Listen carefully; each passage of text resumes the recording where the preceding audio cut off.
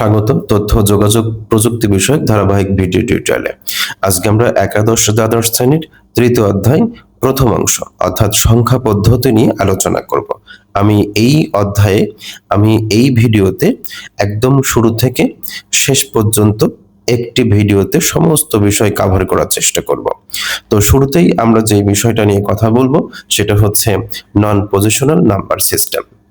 আমরা একটু বোঝার চেষ্টা করব যে নন পজিশনাল নাম্বার সিস্টেমটা কি। নন পজিশনাল নাম্বার সিস্টেম হলো এমন একটি প্রাচীন সংখ্যা পদ্ধতি যেখানে কোনো সংখ্যার মান তার ব্যবহৃত অঙ্ক বা প্রতীকগুলোর স্থানীয় যে মান এই স্থানীয় মানের উপর নির্ভর করে না।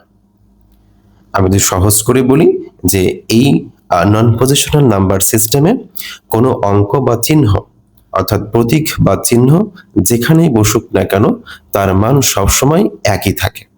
এই কথাটা আমরা একটু স্মরণ রাখবো, তার মান সবসময় কি থাকে? একই থাকে।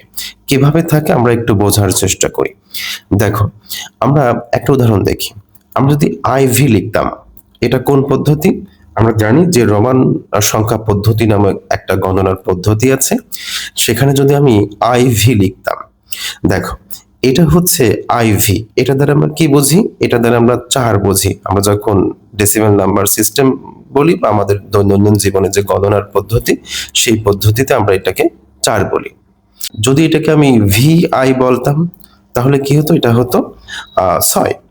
দেখো, এই আই মানে হচ্ছে কি? আই মানে হচ্ছে 1। আমরা রোমান সংখ্যায় সাধারণত আই বলতে 1 বুঝি আর ভি বলতে 5 বুঝি। তাই দেখো, 5 থেকে যখন তুমি 1 বাদ দাও তখন সেটা হয় 4।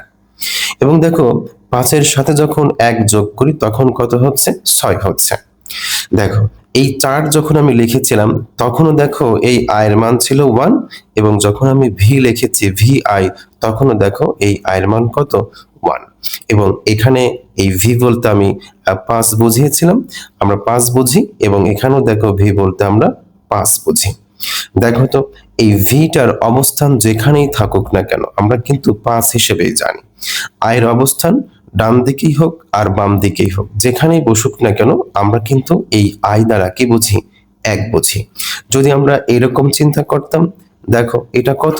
এটা হচ্ছে রোমান সংখ্যায় 8। কেন? দেখো, 5 এর সাথে আমরা যোগ করেছি কত? 1 2 3 যোগ করেছি, তাহলে 8 পেয়েছি। তো দেখো, এই ভিটা একদম এই সংখ্যার দেখো সর্ব বামে বসেছে। সেখানেও দেখো যে এই ভির মান কত? 5। আয়ের মান দেখো 1, এটাও 1, এটাও 1, অর্থাৎ এই 3টা 1 যোগ করে আমি পাইছি 3, আর এখানে হচ্ছে 5। এই হচ্ছে মোট 8। দেখো তো, এই ভি এর অবস্থান যেখানেই হোক না কেন ভি কিন্তু সবসময় কত? 5। আই তুমি যতবারই ব্যবহার করো না কেন আয়ের মান কিন্তু সর্বদা 1। ঠিক আছে? যেমন এক্স দ্বারা আমরা কি বুঝি? এক্স দ্বারা আমরা 10 বুঝি।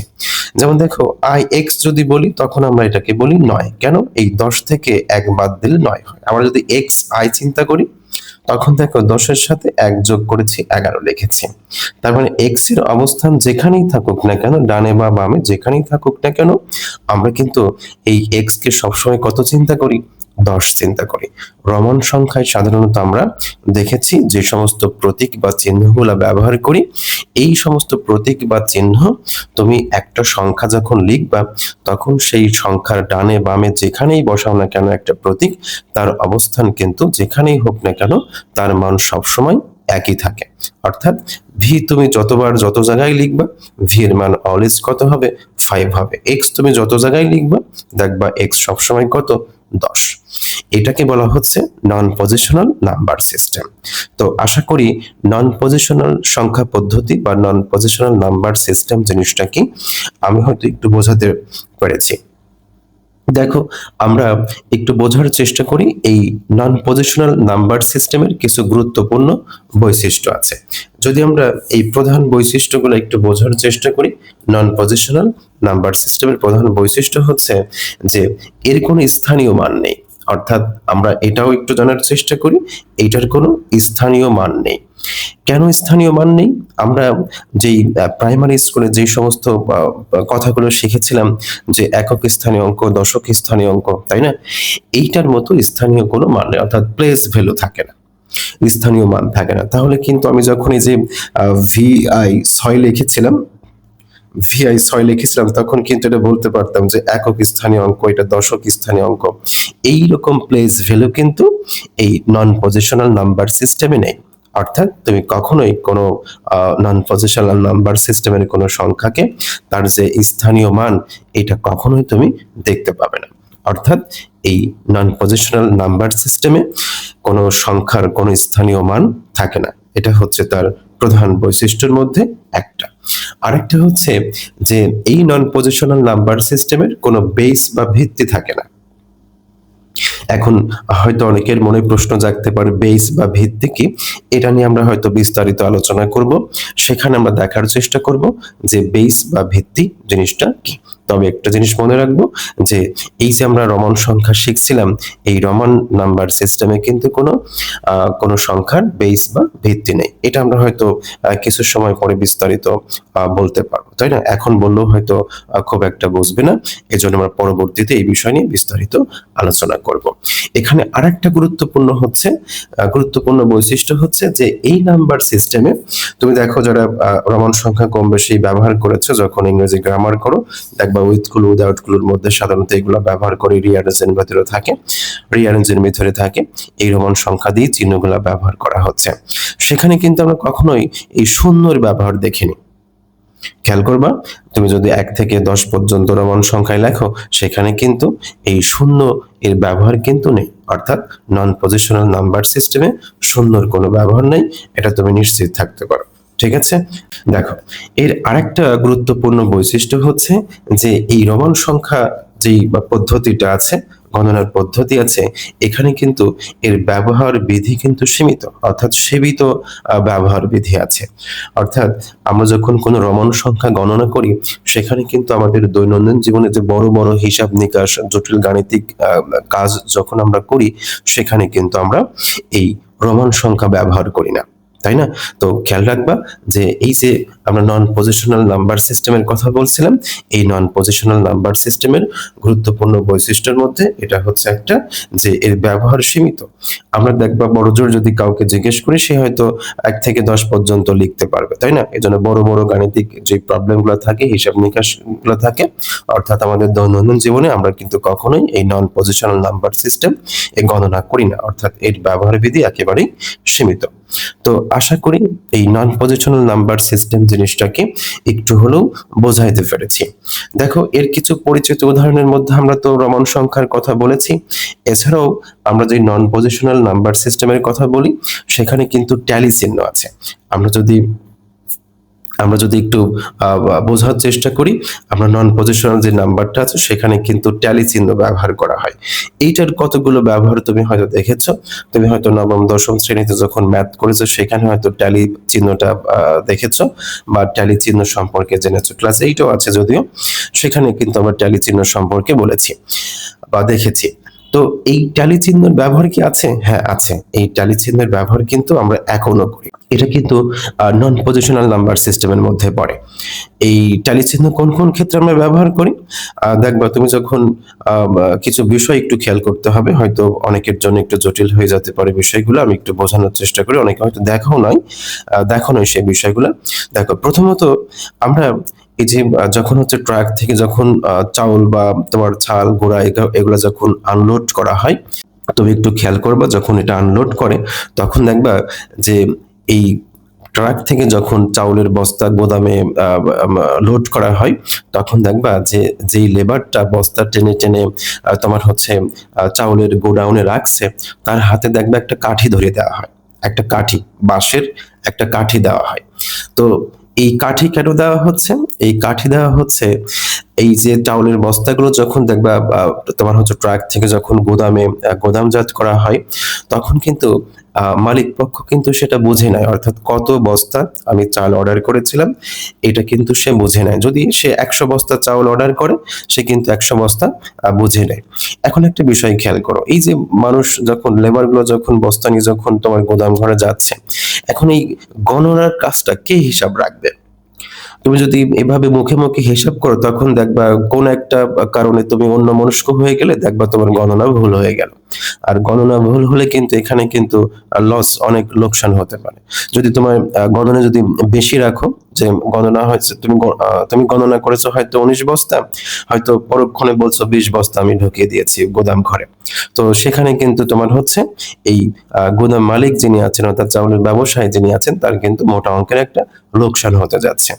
আবার যদি কম বলে ফেলো, দিছে হয়তো 19 বস্তা হয়তো রেখেছি, আমি বলে ফেললাম সেখানে 18 বস্তা ঢুকিয়েছে, এখানে কিন্তু আমার মিল মালিকের কিন্তু একটা মোটা অঙ্কের লস হওয়ার সম্ভাবনা থাকে। তো খেয়াল করে দেখো যে এই কাঠি, যে কলমের মধ্যে এরকম কাঠি দেখবা লেবারের হাতে দিয়ে দেওয়া হয়, তুমি একটু খোঁজ নিয়ে দেখবা যে যেখান থেকে আনলোড করা হয় দেখবা সেখানে প্রত্যেকটা চাউলের দোকানদার বা এই যে ছাল গুঁড়া যারা বিক্রি করে তাদের টেবিলের পাশেই দেখবা, টেবিলের ঝুড়িতে দেখবা রাখা থাকে এরকম কাঠি। ব্রাক স্কুলে দেখবা কাঠি গণনা করা শিখাতো, সেটাও কিন্তু এরকম প্রাচীন একটা পদ্ধতি, গণনার একটা পদ্ধতি। ঠিক আছে, এই ট্যালি চিহ্ন কিন্তু ওখানে ব্যবহার করা হয়, তাই না? আমরা ট্যালি চিহ্ন গণিতে কি করেছিলাম, এরকম দাগ দিতাম, তাই না? এটাও কিন্তু প্রাচীন সংখ্যা পদ্ধতি, গণনার পদ্ধতির ভেতরেই পড়ে।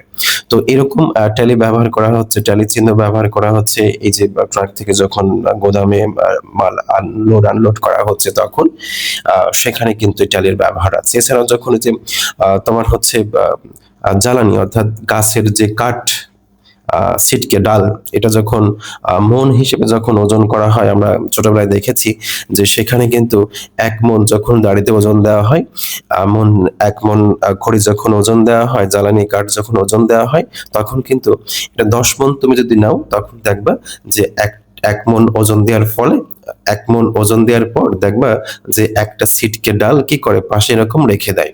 তারপরে যখন দ্বিতীয়বার ওজন দেয় তখন দেখবে একটা রেখে দেয়। দিন শেষে কি করে, ওজন দেওয়া শেষ হয়ে গেলে কিন্তু ওই আমি কত দাড়ি দিছি ওইটা কিন্তু গণে না, সে গুণে কি ওই কাঠি সংখ্যা। তুমি এখানে যদি 5টা কাঠি দেখো তার মানে 5 মণ গণনা করা হয়েছে। ঠিক আছে, তো এই ট্যালি চিহ্নের ব্যবহার বিধি কিন্তু কোথাও কোথাও এখনো আছে। ঠিক আছে, তো এগুলো কিন্তু নন পজিশনাল নাম্বার সিস্টেম। তুমি কিন্তু এই ট্যালি চিহ্ন দিয়ে কিন্তু অনেক বড় সংখ্যা গণনা করতে পারবে না, তাই না? বড়জোর হয়তো 50 বা 100 পর্যন্ত গণনা করতে পারো। তো এই নন পজিশনাল নাম্বার সিস্টেমের একটা সীমাবদ্ধতা আছে, যেটা অনেক বড় সংখ্যা দিয়ে আমরা কিন্তু গণনা করতে পারি না। এছাড়াও দেখবা যে আমরা যখন দেখেছিলাম কিছু যে জিনিস, এছাড়াও দেখবা হচ্ছে এই যে হায়ারোগ্লিফিক্স যেই সংখ্যা পদ্ধতি আছে সেখানেও কিন্তু দেখেছি এটা প্রাচীন মিশরীয় গণনা পদ্ধতি। এখানে বিভিন্ন ছবি বা প্রতীকের সাহায্যে কিন্তু এটা গণনা করা হয়। দেখবা সোজা এরকম দাগ কেটে কেটে গণনা করা হয়, ধনুকের মতো বাঁকা যে কিছু চিহ্ন আছে সেগুলা দিয়ে কিন্তু বিভিন্ন সংখ্যা বোঝানো হতো। পদ্ম ফুল আছে, এগুলা পদ্ম ফুলের মতো যে চিহ্নগুলো আছে এগুলো চিহ্ন দিয়ে কিন্তু এই হায়ারোগ্লিফিক্স সংখ্যা পদ্ধতি, এটা প্রাচীন মিশরীয় সংখ্যা পদ্ধতি, এখানে কিন্তু এগুলো গণনা করা হতো। তো এই সমস্ত গণনা পদ্ধতি কিন্তু অনেক দীর্ঘ সময়, অর্থাৎ তোমার গণনা পদ্ধতি কিন্তু খুব সীমিত, অর্থাৎ আমরা কয়েকটা সংখ্যা পর্যন্ত এগুলা গণনা করে তারপর প্রতীকগুলোর সাহায্যে এগুলা গণনা করি, তাই না? তো এই জন্য এই সমস্ত সংখ্যা পদ্ধতি হচ্ছে নন পজিশনাল নাম্বার সিস্টেম, তাই না? এছাড়াও আমরা কি করি, আমরা রমন সংখ্যার কথা তো বলেছি যে রমন সংখ্যা মূলত নন পজিশনাল নাম্বার সিস্টেম। তো আশা করি যে এই নন পজিশনাল নাম্বার সিস্টেম জিনিসটা কি আমি অনেকগুলো উদাহরণ দেওয়ার চেষ্টা করেছি, তুমি হয়তো এই বিষয়গুলো বুঝতে পেরেছো, তাই না? তারপর আমি একটু স্মরণ করাই দিই, তুমি যদি রোমান সংখ্যা গণনা করো দেখবা রোমান সংখ্যা গণনা মানে এটা হচ্ছে কত, 3। তাহলে দেখো প্রথম যে অঙ্কটা বসে এটার মানও 3, দ্বিতীয়টার মানও 3 এবং প্রথমটার মানও কি 3, তাই না? তার মানে এটা তুমি অবস্থান যদি চিন্তা করো, যদি প্রথম দ্বিতীয় তৃতীয় চিন্তা করো, যেখানে আমি বসিয়েছি না কেন এই রমন সংখ্যার যেই 1 বলতে যেটা বুঝি এর মান কিন্তু সবসময় কি 1, এজন্য এটার কোনো স্থানীয় মান নেই। এটা স্মরণ রাখবা। আমরা যেই নন পজিশনাল সংখ্যা পদ্ধতির কথা বলছিলাম এই বৈশিষ্ট্যগুলো তোমার একটু মাথায় রাখতে হবে যে আসলে নন পজিশনাল নাম্বার সিস্টেম জিনিসটা কি। আশা করি নন পজিশনাল নাম্বার সিস্টেম কি বুঝতে পেরেছ, তাই না? আমরা পরবর্তী আলোচনায় চলে যাচ্ছি। আমরা পরবর্তী আলোচনায় দেখাবো যে পজিশনাল নাম্বার সিস্টেম জিনিসটা কি, এটা আমরা একটু দেখার চেষ্টা করি। দেখো এখন আমরা দেখবো যে পজিশনাল নাম্বার সিস্টেম জিনিসটা কি। আমরা কিছু সময় আগে আলোচনা করেছি নন পজিশনাল নাম্বার সিস্টেম, এখন আমরা দেখব পজিশনাল নাম্বার সিস্টেম। তো পজিশনাল নাম্বার সিস্টেম হলো এমন একটি সংখ্যা পদ্ধতি যেখানে কোনো একটি অঙ্কের মান তার অবস্থান বা পজিশন এর উপর নির্ভর করে, তার মান পরিবর্তিত হয়। এটাই হচ্ছে সবচেয়ে মজার জিনিস যে তোমার হচ্ছে এই পদ্ধতিতে একটি অঙ্কের মান কি হতে পারে, তার অবস্থান বা পজিশনের উপর নির্ভর করে পরিবর্তন হয়। এই পদ্ধতিতে একটা সংখ্যার ভিতরে প্রতিটি অঙ্কে নিজস্ব মান থাকে। আমরা যেটাকে বলছিলাম যে স্থানীয় মান পদ্ধতি, অর্থাৎ প্লেস ভ্যালু থাকে, হ্যাঁ, স্থানীয় মান থাকে। সহজ করে যদি বলি যে একই অঙ্ক আলাদা আলাদা স্থানে বসার কারণে তার মোট মান কিন্তু কি হয়ে যায়, আলাদা হয়ে যায়। অর্থাৎ আমরা যেই সংখ্যার কথা বলবো বা যে সংখ্যার কথা বলি, সেই সংখ্যা বা অঙ্ক বা প্রতীক আমি যদি ভিন্ন ভিন্ন অবস্থানে চিন্তা করি, তার মান কিন্তু কি হয়, ভিন্ন ভিন্ন হয়। আমরা রোমান সংখ্যায় দেখেছি আমি অঙ্কগুলো যেখানেই বসাই না কেন তার মান সবসময় কি হয়, একই হয়। কিন্তু এই পজিশনাল সংখ্যা পদ্ধতিতে আমি যে সংখ্যাটা লিখব সেই সংখ্যাটা যদি এরকম হয় যে 750, তাহলে কিন্তু এই 5 বলতে 5-এর যে অবস্থান, এই অবস্থানের উপর ভিত্তি করে কিন্তু তার মান আছে। 7-এর অবস্থানের উপর ভিত্তি করে কিন্তু তার একটা নিজস্ব মান আছে। যদি এই 7টাই যদি এরকম হতো তখন কিন্তু এই 7-এর একটা স্থানীয় মান থাকে, এই 7-এর একটা স্থানীয় মান থাকে। 5 দেখো এখানে দ্বিতীয় অবস্থানে আছে, এখানে দ্বিতীয় অবস্থানে আছে, তার মানে এর স্থানীয় মান কি, 1। যদি আমি 5 শুরুতেই লিখতাম তখন কিন্তু তার স্থানীয় মান কি হতো, পরিবর্তন হতো। অর্থাৎ একই অঙ্ক ভিন্ন ভিন্ন অবস্থানে থাকার কারণে তার মান কি হচ্ছে, ভিন্ন ভিন্ন হচ্ছে।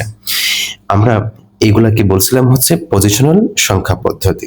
তো পজিশনাল সংখ্যা পদ্ধতির মধ্যে আমরা কতগুলো প্রধান প্রধান কিছু বৈশিষ্ট্য একটু জানার চেষ্টা করি। প্রধান বৈশিষ্ট্যের মধ্যে আছে পজিশনাল সংখ্যা পদ্ধতির যে প্রধান প্রধান যে বৈশিষ্ট্যগুলো থাকা দরকার, তার মধ্যে একটা হচ্ছে অঙ্কের নিজস্ব মান। অঙ্কের নিজস্ব মান কি বা ওন ভ্যালুটা কি, অঙ্কটি নিজে কত। যেমন ধরো আমি যদি এভাবে উদাহরণ বলি যে 5, 7, 9, এই যে আমি যে সংখ্যাগুলো লিখলাম যে 5, 7, 9, এই অঙ্কটার তার নিজস্ব মান কত, 5। এটার নিজস্ব মান কত, 7। এটা কত, 9। সে নিজে কত সেটা আগে জানবার বিষয়। ঠিক আছে, এই জন্য বলা হচ্ছে যে এই অঙ্কের নিজস্ব একটা মান থাকতে হবে। দ্বিতীয় যে বৈশিষ্ট্য সেটা হচ্ছে যে সংখ্যা পদ্ধতির বেস বা ভিত্তি থাকতে হবে। আমরা নন পজিশনাল নাম্বার সিস্টেমে কিন্তু আমরা দেখেছি যে আমরা বলেছি যে এই সংখ্যা পদ্ধতির কোনো বেস বা ভিত্তি নেই, এবং বলেছিলাম সেখানে কিন্তু এটা আমরা বলেছিলাম যে এটা পরবর্তীতে আলোচনা করব। আমরা সাধারণত যে পদ্ধতিতে গণনা করি এটা হচ্ছে ডেসিমাল নাম্বার সিস্টেম। আমরা বাচ্চাকাল থেকে যে ম্যাথ গুলো করে আসছি, গণনা করে আসছি, আমাদের দৈনন্দিন জীবনে যে আমরা হিসাব নিকাশ করে থাকি, ব্যবসা বাণিজ্য, ব্যাংক, বীমা, যেখানেই আমরা হিসাব নিকাশ করি না কেন, এটাকে বলা হচ্ছে ডেসিমাল বা দশমিক সংখ্যা পদ্ধতি। তুমি জানো যে এই দশমিক সংখ্যা পদ্ধতি বা ডেসিমাল নাম্বার সিস্টেমে মোট অঙ্ক আছে 10টা।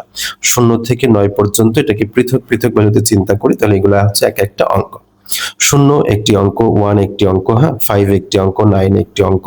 এগুলো হচ্ছে মৌলিক অঙ্ক। ঠিক আছে, তো 0 থেকে 9 পর্যন্ত মোট আর ডিজিট আছে কয়টা, অঙ্ক আছে কয়টা, 10টা। এজন্য ডেসিমাল নাম্বার সিস্টেম বা দশমিক সংখ্যা পদ্ধতির বেস বা ভিত্তি হচ্ছে কত, 10। এই বিষয়ে আমরা আরো বিস্তারিত পড়ব। মূলত আমাদের বেস বা ভিত্তি নিয়ে আলোচনা, এখানে অনেক আলোচনা করতে হবে। আমরা পরবর্তীতে এই বিষয়টা নিয়ে আরো কথা বলবো। এবং আমাদের শেষ যেই বৈশিষ্ট্য সেটা হচ্ছে যে এই অঙ্কের স্থানীয় মান আছে। অর্থাৎ আমি যে সংখ্যাটা লিখবো সেই অঙ্কের কি থাকে, স্থানীয় মান থাকে। এই জিনিসটা একটু স্মরণ রাখবো, অঙ্কের কি থাকে, স্থানীয় মান থাকে। তো একটা বিষয় আমরা একটু ক্লিয়ার করার চেষ্টা করি। দেখো আমরা একটা উদাহরণের সাহায্যে বিষয়টা ক্লিয়ার করার চেষ্টা করি। ধরো তোমার কাছে আসে 555, তো আমরা এটাকে কি বলি যে একক স্থানীয় অঙ্ক, এটাকে বলি দশক স্থানীয় অঙ্ক, এটাকে বলি শতক স্থানীয় অঙ্ক, তাই না? এগুলো আমরা প্রাইমারি লেভেলে শিখেছি, একক, দশক, শতক, শতক স্থানীয় অঙ্ক। তাহলে একটা জিনিস খেয়াল করো যে একদম ডান দিকে যে 5 আছে এটাকে বলা হচ্ছে প্রথম যে 5, এটাকে বলা হচ্ছে এককের ঘরের অঙ্ক। এককের ঘরের অঙ্ক কত, 5। তাহলে এইটার মানে কি, এটার মানে হচ্ছে যে 5 গুণ 1। ঠিক আছে, তার মানে কত পাইলাম, 5। আর দশকের ঘরের অঙ্ক মানে হচ্ছে যে 5 গুণ 10। সবসময় আমরা জানি যে ডেসিমাল নাম্বার সিস্টেম বা দশমিক সংখ্যা পদ্ধতিতে সবকিছু 10 করে করে বৃদ্ধি পায়। তো তাহলে 5 10 কত পাচ্ছি, 50। এবং শতক স্থানীয় অঙ্ক মানে 5 গুণ, এখানে দেখো 100 আমরা গুণ করব, তো এখানে পাচ্ছি কত, 500। এবং তুমি যেটা গুণ যোগ করো, দেখো এখানে কিন্তু আমরা যোগফল কত পাবো, 555 পাবো। তাহলে দেখো আমি একই অঙ্ক ব্যবহার করেছি, এই জন্য আমরা জানি যে 5 এর যে নিজস্ব মান সেটা কিন্তু সে 5ই। কিন্তু যখন আমি একটা সংখ্যা চিন্তা করেছি, তখন দেখো যে একক স্থানীয় অঙ্ক মানে সেটা হচ্ছে 5, দশক স্থানীয় অঙ্ক মানে সেটা হচ্ছে 50 এবং শতক স্থানীয় অঙ্ক মানে সেটা হচ্ছে কত, 500। দেখো একই 5 বিভিন্ন জায়গায় বসার কারণে, অর্থাৎ তার যে স্থানীয় মান, এই স্থানীয় মান থাকার কারণে একই 5 বা 5 এটার কিন্তু ভিন্ন ভিন্ন মান চলে আসছে। এজন্যই আমরা বলেছিলাম যে এই পজিশনাল নাম্বার সিস্টেমে সবচেয়ে গুরুত্বপূর্ণ বৈশিষ্ট্য হচ্ছে যে তার যে স্থানীয় মান, এই স্থানীয় মানই তোমার হচ্ছে নন পজিশনাল নাম্বার সিস্টেম থেকে এই পজিশনাল নাম্বার সিস্টেমকে সম্পূর্ণ আলাদা করেছে। আমাদের এই পদ্ধতিতে গণনা করতে অনেক অনেক সুবিধা হয়, যার জন্য আমরা কিন্তু এই পজিশনাল নাম্বার সিস্টেমে গণনা করে থাকি। তাহলে এখানে একটা বৈশিষ্ট্য খুবই গুরুত্বপূর্ণ, সেটা হচ্ছে স্থানীয় মান। এটা অবশ্যই আমরা স্মরণ রাখবো। দেখো একই 5 বিভিন্ন জায়গায় বসার কারণে তার মানের কিন্তু পার্থক্য দেখা যাচ্ছে, তাই না? এক জায়গাতে 5, এক জায়গাতে 50, এক জায়গাতে 500, টোটালটা যোগ করলে আমরা পাবো কত, 550। তো আশা করি যে এই পজিশনাল নাম্বার সিস্টেম এর যে গুরুত্বপূর্ণ বৈশিষ্ট্যগুলো ছিল আমরা একটু বোঝানোর চেষ্টা করেছি।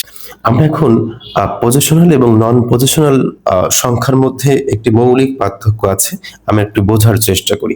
দেখো আমরা কথাগুলো আগেও বলেছিলাম, আমি শেষবারের মতো আরেকটু বোঝানোর চেষ্টা করি। যদি আমি 1 লিখতাম, নন পজিশনাল নাম্বার সিস্টেম এবং পজিশনাল নাম্বার সিস্টেমের মধ্যে মৌলিক যে পার্থক্য সেটা হচ্ছে তার সংখ্যার কি অবস্থা। দেখো আমি আগেও বলেছি, যদি তুমি এখানে চিন্তা করো, দেখো একই অঙ্ক আমি দুইবার ব্যবহার করেছি। এটাকে বলছিলাম আমরা একক স্থানীয় অঙ্ক, আর এটাকে বলছিলাম কি, দশক স্থানীয় অঙ্ক, তাই না?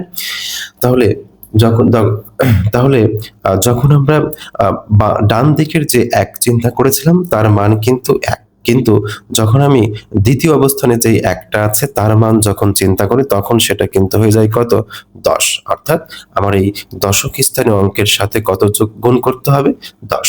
তো এই 10 গুণ করলেই কিন্তু আমরা কত পাবো, দশককে 10, তার মানে টোটাল যোগ করলে পাচ্ছি কত, 11। তাহলে অবস্থানের উপর ভিত্তি করে এই মানের কি হচ্ছে, পরিবর্তন হচ্ছে। কিন্তু আমরা যখন রোমান সংখ্যার কথা বলেছিলাম সেখানে দেখছি যে এখানে কিন্তু স্থানীয় মান বলতে কিছু নেই।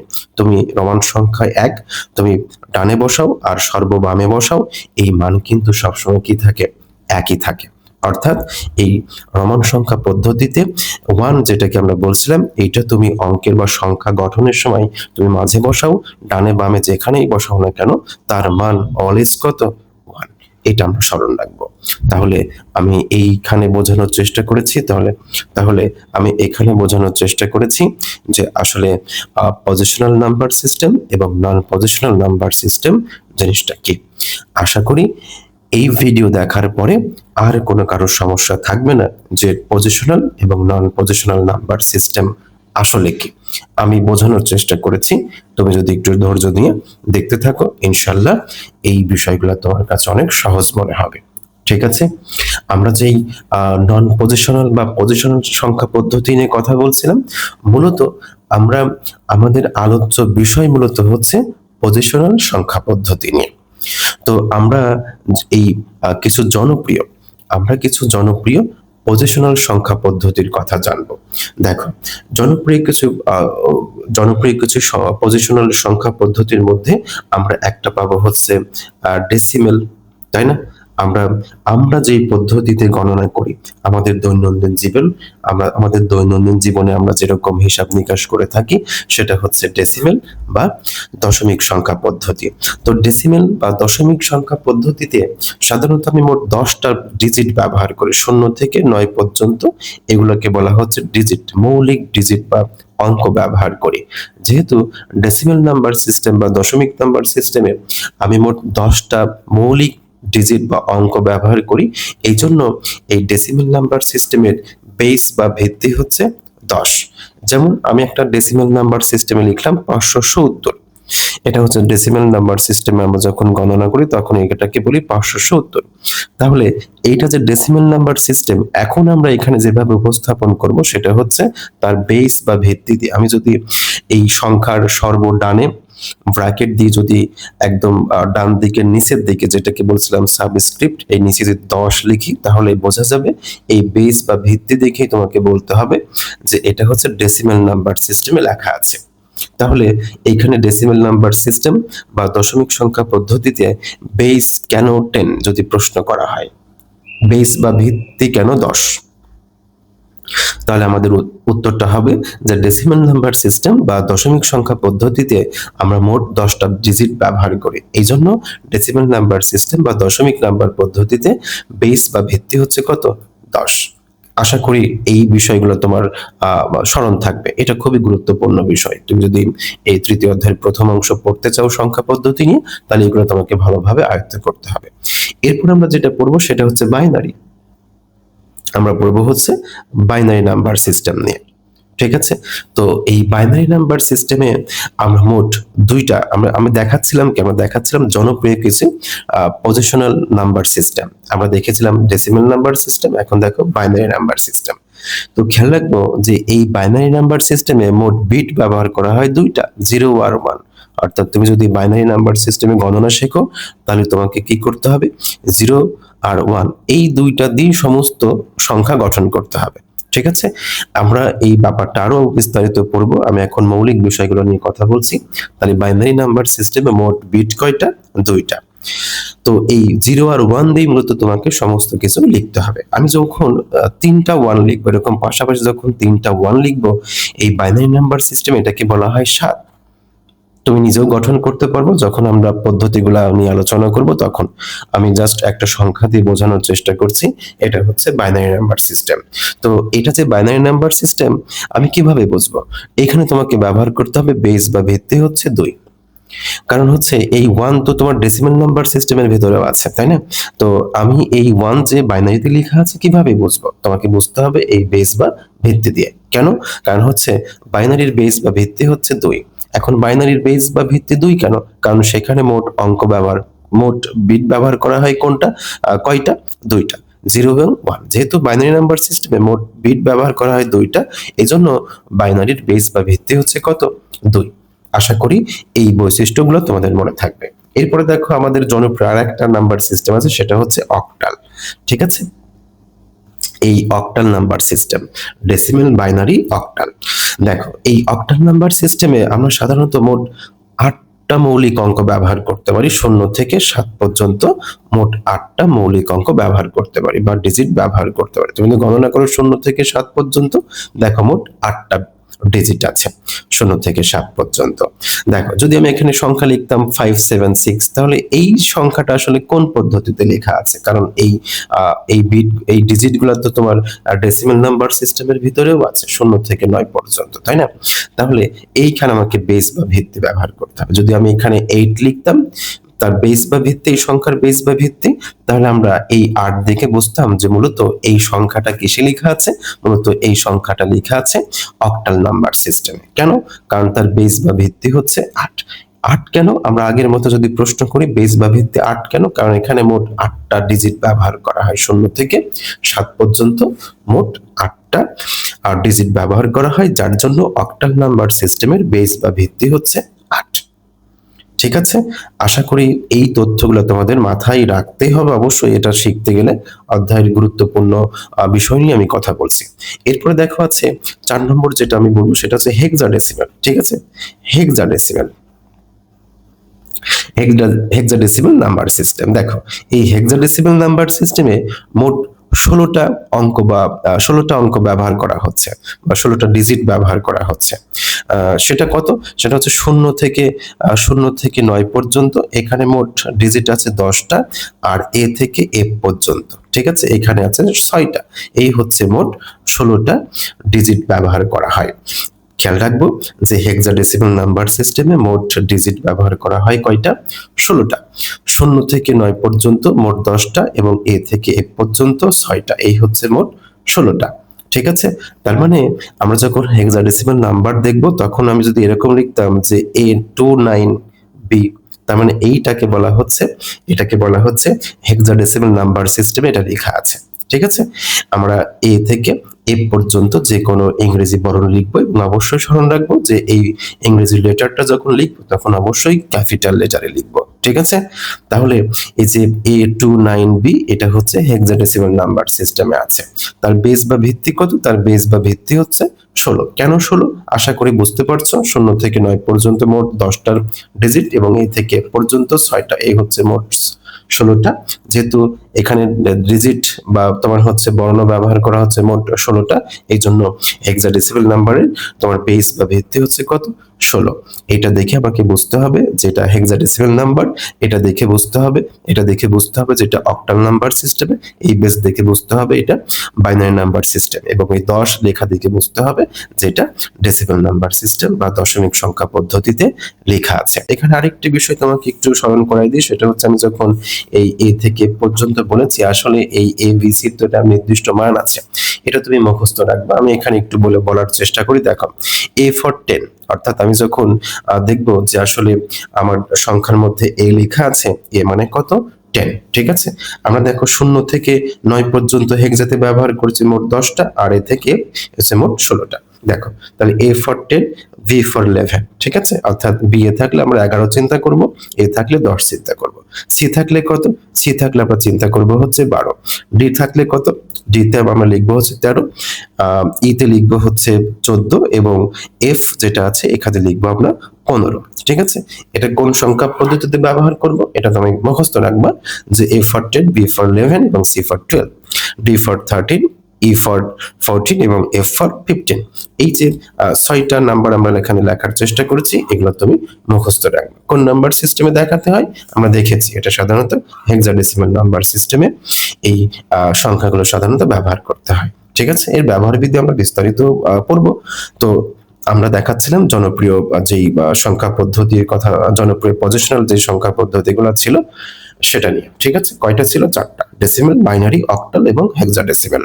তো আশা করি যে এই 4টা পদ্ধতি নিয়ে আমরা সাধারণত বিস্তারিত আলোচনা করব পরবর্তীতে। আচ্ছা, এখানে আমরা আরো একটি গুরুত্বপূর্ণ বিষয় আলোচনা করি, সেটা হচ্ছে যে আমরা যখন কোনো সংখ্যা লিখি, আমাদের যে দশমিক নাম্বার সিস্টেম, আমরা যখন কোনো সংখ্যা লিখি, ধরো আমি এভাবে লিখলাম যে 52.5, এটা তো আমরা কমন, এইরকম ধরনের সংখ্যা আমরা অনেক লিখেছি, তাই না? যেরকম ডট সাইন ব্যবহার করে আমরা বলি 52.5। তাহলে এই যে আমরা যেই পজিশনাল সংখ্যা পদ্ধতির কথা বলছিলাম, এখানে কিন্তু এই ডটের ডট কিন্তু একটি গুরুত্বপূর্ণ বিষয়। ঠিক আছে? আমরা যখন ডেসিমাল নাম্বার সিস্টেম এটা গণনা করব বা ডেসিমাল নাম্বার সিস্টেম নিয়ে যখন কথা বলি, তখন এই ডট বা এই যে বিন্দু যে চিহ্নটা আছে এটাকে বলা হয় রেডিক্স পয়েন্ট। কি পয়েন্ট? Radix point. মনে থাকবে, এটা গুরুত্বপূর্ণ, এটা তোমাকে অবশ্যই পড়তে হবে, মনে রাখতে হবে যে দশমিক নাম্বার সিস্টেমে বা ডেসিমাল নাম্বার সিস্টেমে যে দশমিক বিন্দু বা ডট সাইন ব্যবহার করা হয় এটাকে বলা হয় রেডিক্স পয়েন্ট বা ডেসিমাল পয়েন্ট। ঠিক আছে? এটা মনে রাখবা যে ডেসিমাল পয়েন্ট। ওকে, মনে রাখবা ডেসিমাল পয়েন্ট। কিন্তু আমরা যখন ডেসিমাল নাম্বার সিস্টেমে বলি তখন সাধারণত আমরা এটাকে রেডিক্স পয়েন্টই বলবো, অর্থাৎ এটাকে ডেসিমাল পয়েন্ট বলা যায়। স্মরণ রাখবা, মূলত যখন আমরা এই বিষয় নিয়ে কথা বলি বা এই বিষয় নিয়ে যখন আলোচনা করি তখন আমরা এই ডেসিমাল নাম্বার সিস্টেমে থাকলে আমরা তখন সেটাকে বলবো রেডিক্স পয়েন্ট। ঠিক আছে? দেখো, এই দশমিকের বামে যে অঙ্কটা আছে 52, আমরা এই সংখ্যাটাকে সাধারণত বলি কি? ইন্টিজার নাম্বার, তাই না? এটাকে বলা হচ্ছে ইন্টিজার নাম্বার বা পূর্ণাংশ। আমরা যখন বাংলায় ব্যবহার করব তখন এটাকে বলি পূর্ণাংশ। ঠিক আছে? আর আমরা এই সংখ্যাটাকে বলি ইন্টিজার বা পূর্ণাংশ, এটা স্মরণ রাখবো। এবং দশমিকের পরে দেখো আমি কত লিখেছিলাম? 5।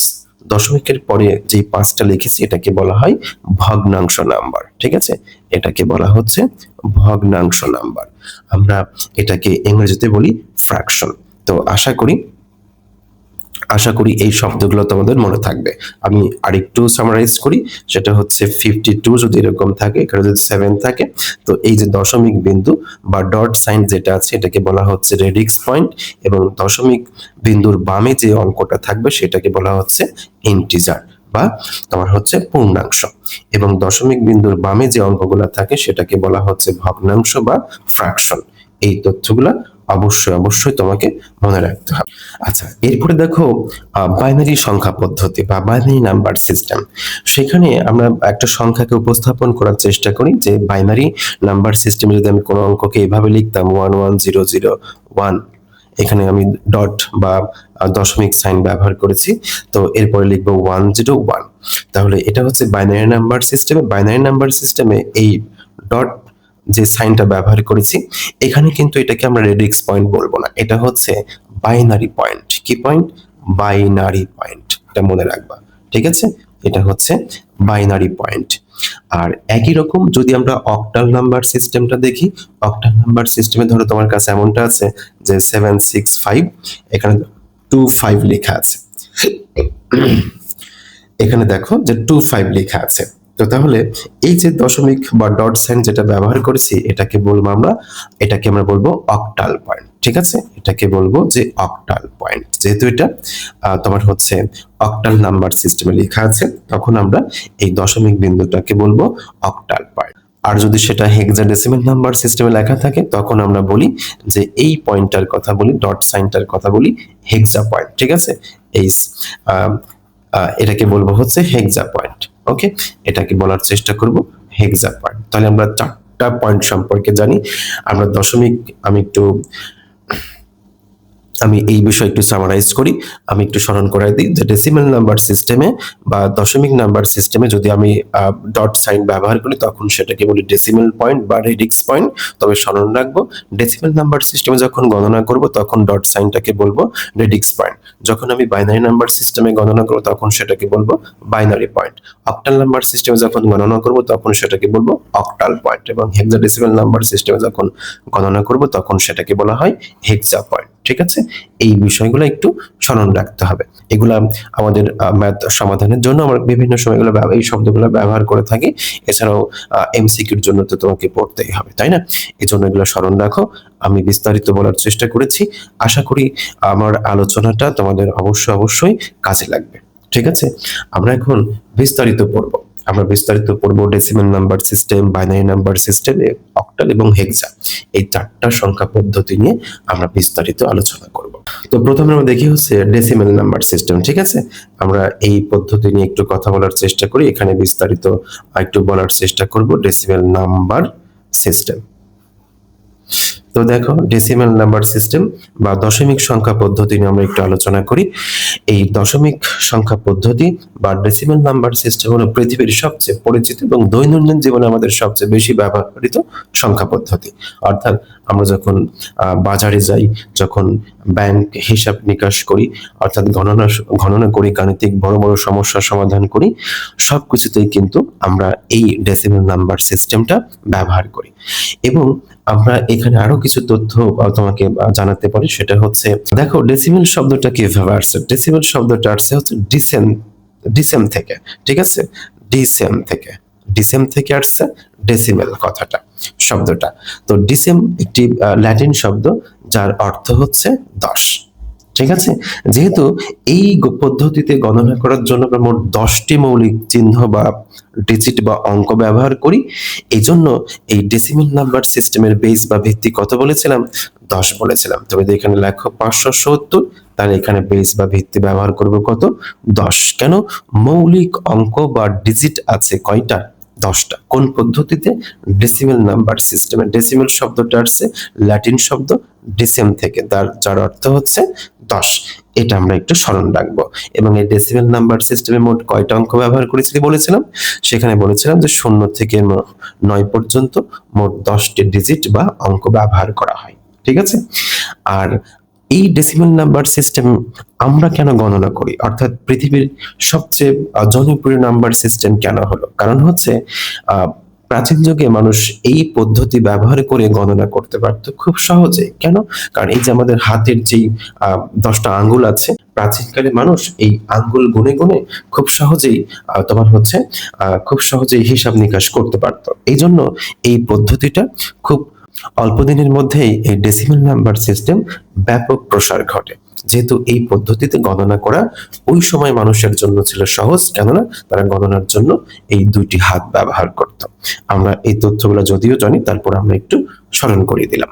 দশমিক সংখ্যা পদ্ধতির কিছু বৈশিষ্ট্য আছে, আমরা এই বিষয়টা নিয়ে আগেও কথা বলেছিলাম। এখানে একটু কথা বলতে হবে এই ডেসিমেল নাম্বার সিস্টেম নিয়ে। আমরা একটু বোঝার চেষ্টা করি যে ডেসিমেল নাম্বার সিস্টেম এর যে বৈশিষ্ট্যগুলো আছে সেগুলো নিয়ে। আমরা তো বলেছি যে তার যে চিহ্নটা আছে, আমরা যখন কোনো ডেসিমেল সংখ্যা লিখব তখন সেখানে একটা বিশেষ চিহ্ন ব্যবহার করতে হয়। কোনো সংখ্যা লেখার সময় তার ডান দিকে, একদম ডান দিকে পাদবিন্দুতে সাধারণত 10 লিখি, এই চিহ্নটা দিয়েই সাধারণত বোঝানো হয় এটি একটি ডেসিমেল নাম্বার সিস্টেম। ঠিক আছে। আর সবচেয়ে গুরুত্বপূর্ণ হচ্ছে যে এই ডেসিমেল নাম্বার সিস্টেমে 10 গুণিতক হারে বৃদ্ধি পায়, অর্থাৎ সবকিছু 10 10 করে বাড়ে। আমরা দেখেছি যে একক স্থানীয় অঙ্ক, দশক স্থানীয় অঙ্ক, শতক স্থানীয় অঙ্ক, তাই না? সেখানে কিন্তু 10 10 করে বেড়েছিল। আমি একটা উদাহরণ দিয়েছিলাম 555 দিয়ে, সেখানে বলেছিলাম যে এটা হচ্ছে মূলত তোমার হচ্ছে একক স্থানীয় অঙ্ক, তাই না? এটা হচ্ছে একক স্থানীয় অঙ্ক। এখানে মূলত কি করি, 5 গুণ 1 বলি। দেখো এটা হচ্ছে দশক স্থানীয় অঙ্ক, তার মানে 5 গুণ কত, 5 গুণ 10। আমরা দেখো শুরু থেকে দেখো 1 ছিল, তারপর দেখো 10 বাড়াইছি, তাই না? এটা হচ্ছে শতক স্থানীয় অঙ্ক, তাই না? এটা হচ্ছে শতক স্থানীয় অঙ্ক। সেখানে আমরা কি করি, 5 এর সাথে শতক তথা 100 গুণ করি। তাহলে এই যে 10 করে করে বৃদ্ধি পাচ্ছে, এইটাকে তোমার এখন একটু ভিন্নভাবে চিন্তা করতে হবে। এই যে আমরা এখানে 1 ব্যবহার করেছি, অথচ এখানে 10, 100, এগুলো কিভাবে আসছে? দেখো এই সংখ্যাটাকে তোমাকে এখন ভিন্নভাবে উপস্থাপন করা শিখতে হবে। এইটাই আমাদের মূলত এখানে কাজে লাগবে। কিভাবে? দেখো 5 মূলত এইখানে 10 ছিল, কিভাবে ছিল? দেখো 10 এর পর ছিল 0, 10 এর পর কত ছিল, 0। তারপর দেখো 5 গুণ 10 এর পর কত, 1। তারপর দেখো 5 গুণ 10 এর পর কত, 3, সরি 2। 10 এর পর কত, 2। ঠিক আছে। তখন আমরা বলেছিলাম যে এখানে 1, এখানে দেখো 10, এখানে দেখো 100। কেন? 10 এর স্কয়ার করলেই তো 100 হয়, যেটা আমরা এখানে লিখেছিলাম, তাই তো? আমরা যদি প্রত্যেকটা সংখ্যা যোগ করি তাহলে এখানেও পাবো কত, 555।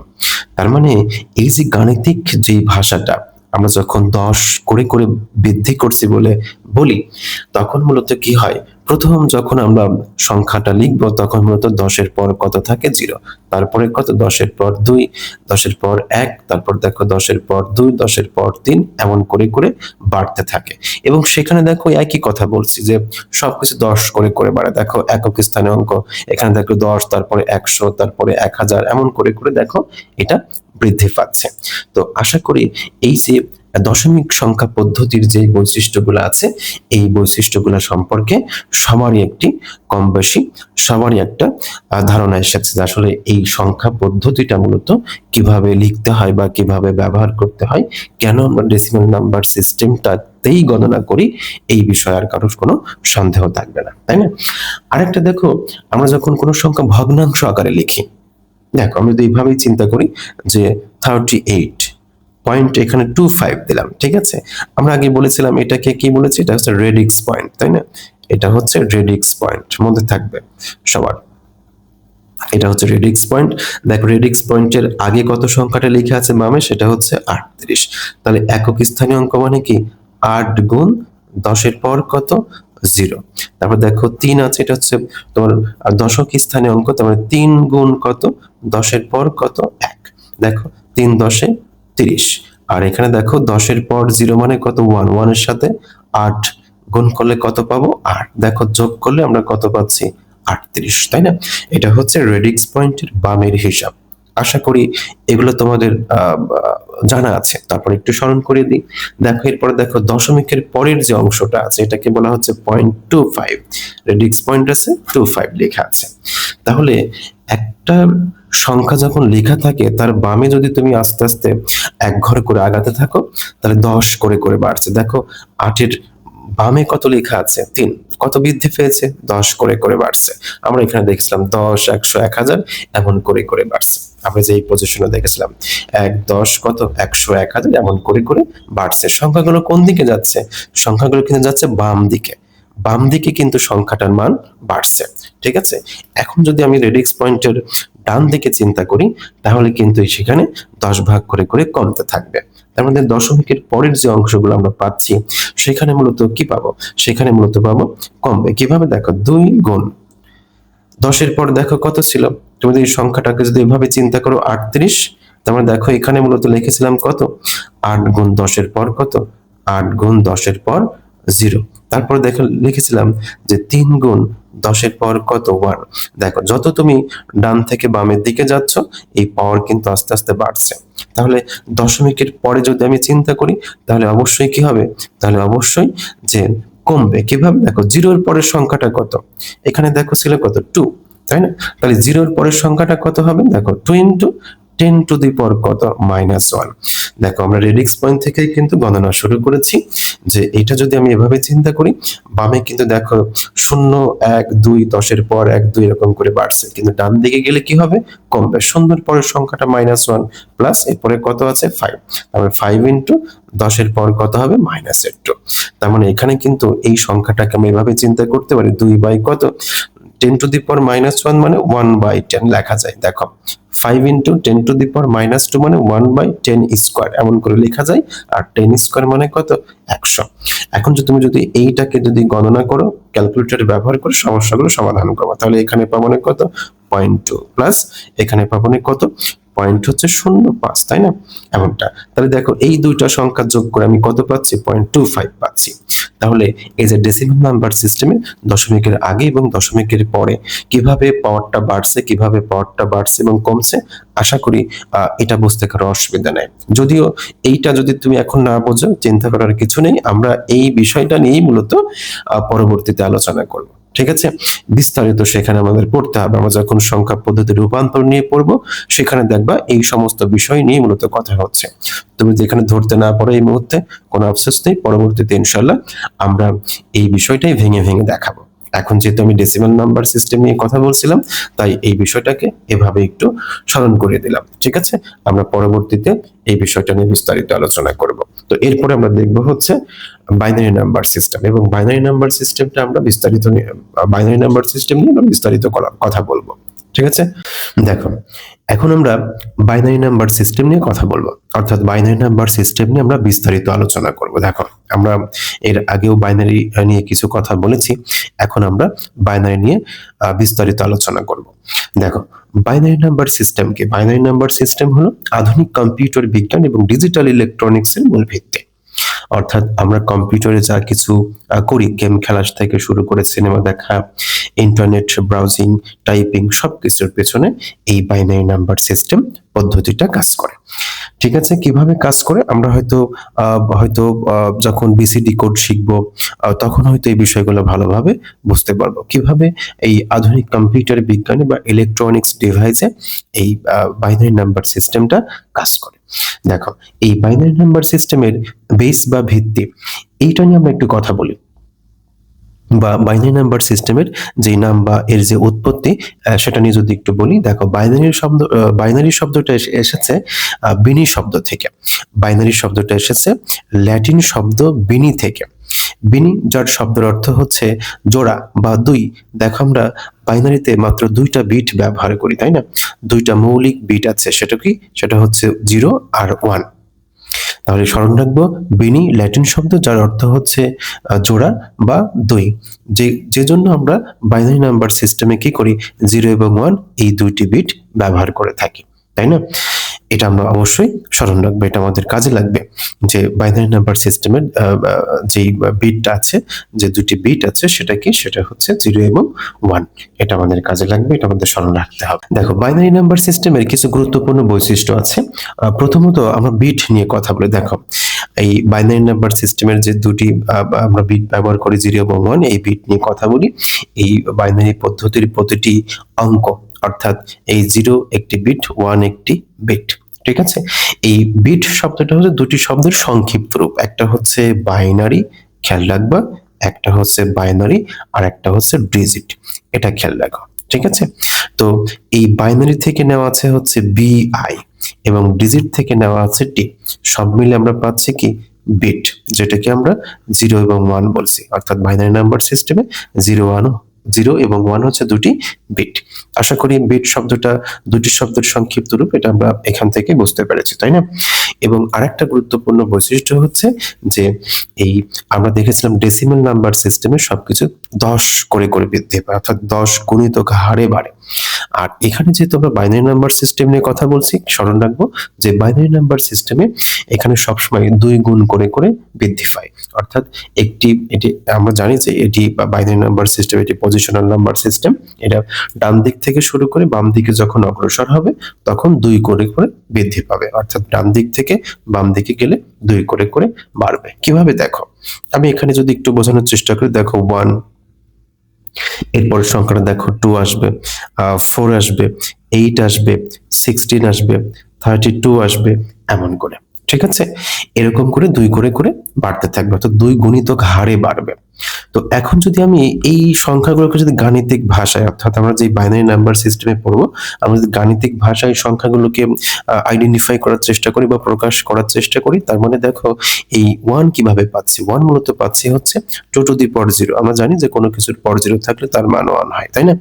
এমনটা দেখো, এরপরে পাচ্ছি কি 2 টু দি পাওয়ার 1, তার মানে 2 এর পাওয়ার 1 মানে 2 থাকে। দেখো 2 to the power 2, 2 to the পাওয়ার কত 3, 2 to the power 4, 2 to the পাওয়ার 5, তাই না? দেখো 2 টু দি পাওয়ার 5 মানে 32, 2 টু দি পাওয়ার 4 মানে 16, দেখো 2 টু দি পাওয়ার 3 মানে কত 8। তার মানে যখন তোমার হচ্ছে একটি সংখ্যা ডান দিক থেকে যখন বাম দিকে অগ্রসর হবে তখন খেয়াল করব যে 2 গুণিতক হারে সেটা বৃদ্ধি পাচ্ছে। এবং গাণিতিকভাবে যদি আমরা প্রকাশ করি তাহলে সেই সংখ্যাটা আসবে এরকম, অর্থাৎ পাওয়ার দেখো 0 থেকে শুরু হয়ে এরকম বাড়তে বাড়তে অনেক দূর পর্যন্ত যেতে পারে, অর্থাৎ n সংখ্যক পদ পর্যন্ত লিখতে পারি। তো আমাদের হয়তো খুব বড় সংখ্যাগুলো দেওয়া হয় না, ছোট ছোট সংখ্যাগুলোই দেওয়া হয়। আমরা এগুলো বুঝি কিনা আসলে সেটাই যাচাই করা হয়, তাই না? এটা আমরা একটু স্মরণ রাখবো। আর আরেকটা বিষয় সেটা হচ্ছে বাইনারি যখন আমরা লিখবো তখন তার যেই প্রকাশ ভঙ্গি, যেমন আমরা 101 যদি লিখি তার মানে এইটা যে বাইনারি নাম্বার সিস্টেম তার বেস বা ভিত্তি দ্বারা আমাকে সেটা দেখাতে হবে। তো তার মানে এই বেস বা ভিত্তি দেখে আমি বলতে পারি যে এই সংখ্যাটা হচ্ছে কি বাইনারি নাম্বার সিস্টেমে আছে। এটা অবশ্য আমরা স্মরণ রাখবো। দেখো এই বাইনারি নাম্বার সিস্টেমের যে গঠন, অর্থাৎ সংখ্যার গঠন এবং স্থানীয় মান যেটা আমরা বলি, এই জিনিসটা কিভাবে পরিবর্তিত হয়, যেহেতু এটা পজিশনাল নাম্বার সিস্টেম অবশ্যই তার কি আছে, স্থানীয় মান আছে। দেখো আমরা একটা বোঝানোর চেষ্টা করি, আমরা একটা সংখ্যা নিচ্ছি, দেখো 0 1 1 1, ঠিক আছে? এই নাম্বারটা হচ্ছে কিসে আছে, এই নাম্বারটা আছে বাইনারি নাম্বার সিস্টেমে। আমরা বলেছিলাম তার যে স্থানীয় মান আছে সেই জিনিসটা যদি আমরা একটু বোঝার চেষ্টা করি, আমি অঙ্কটা লিখলাম, দেখো 1 1 কত আছে 0 1, দেখো 4টা বিট আমরা এখানে ব্যবহার করেছি। তার মানে ডান দিকের যে অঙ্কটা আছে দেখো এখানে 1 আছে, আমরা এই ব্যাপারটা একটু স্মরণ রাখবো। দেখো যেই 1টা আছে এটাকে আমি কিভাবে প্রমাণ করতে পারি, দেখো আমাদের প্রথম অঙ্ক ছিল কত, প্রথম বিটটা ছিল 1, তো দেখো 1 এর সাথে 2 টু দি পাওয়ার 0 আসবে। আমরা বলেছিলাম যে দুই গুণিতক হারে বৃদ্ধি পাবে। দেখো আমরা যেই ডেসিমেল নাম্বার সিস্টেমের কথা বলেছিলাম, ডেসিমেল নাম্বার সিস্টেমে যদি আমরা এভাবে চিন্তা করি যে 5 এটা তোমার হচ্ছে একক স্থানীয় অঙ্ক, আমরা বলেছিলাম যে 5 গুণ কত 10 এর পর কত 0।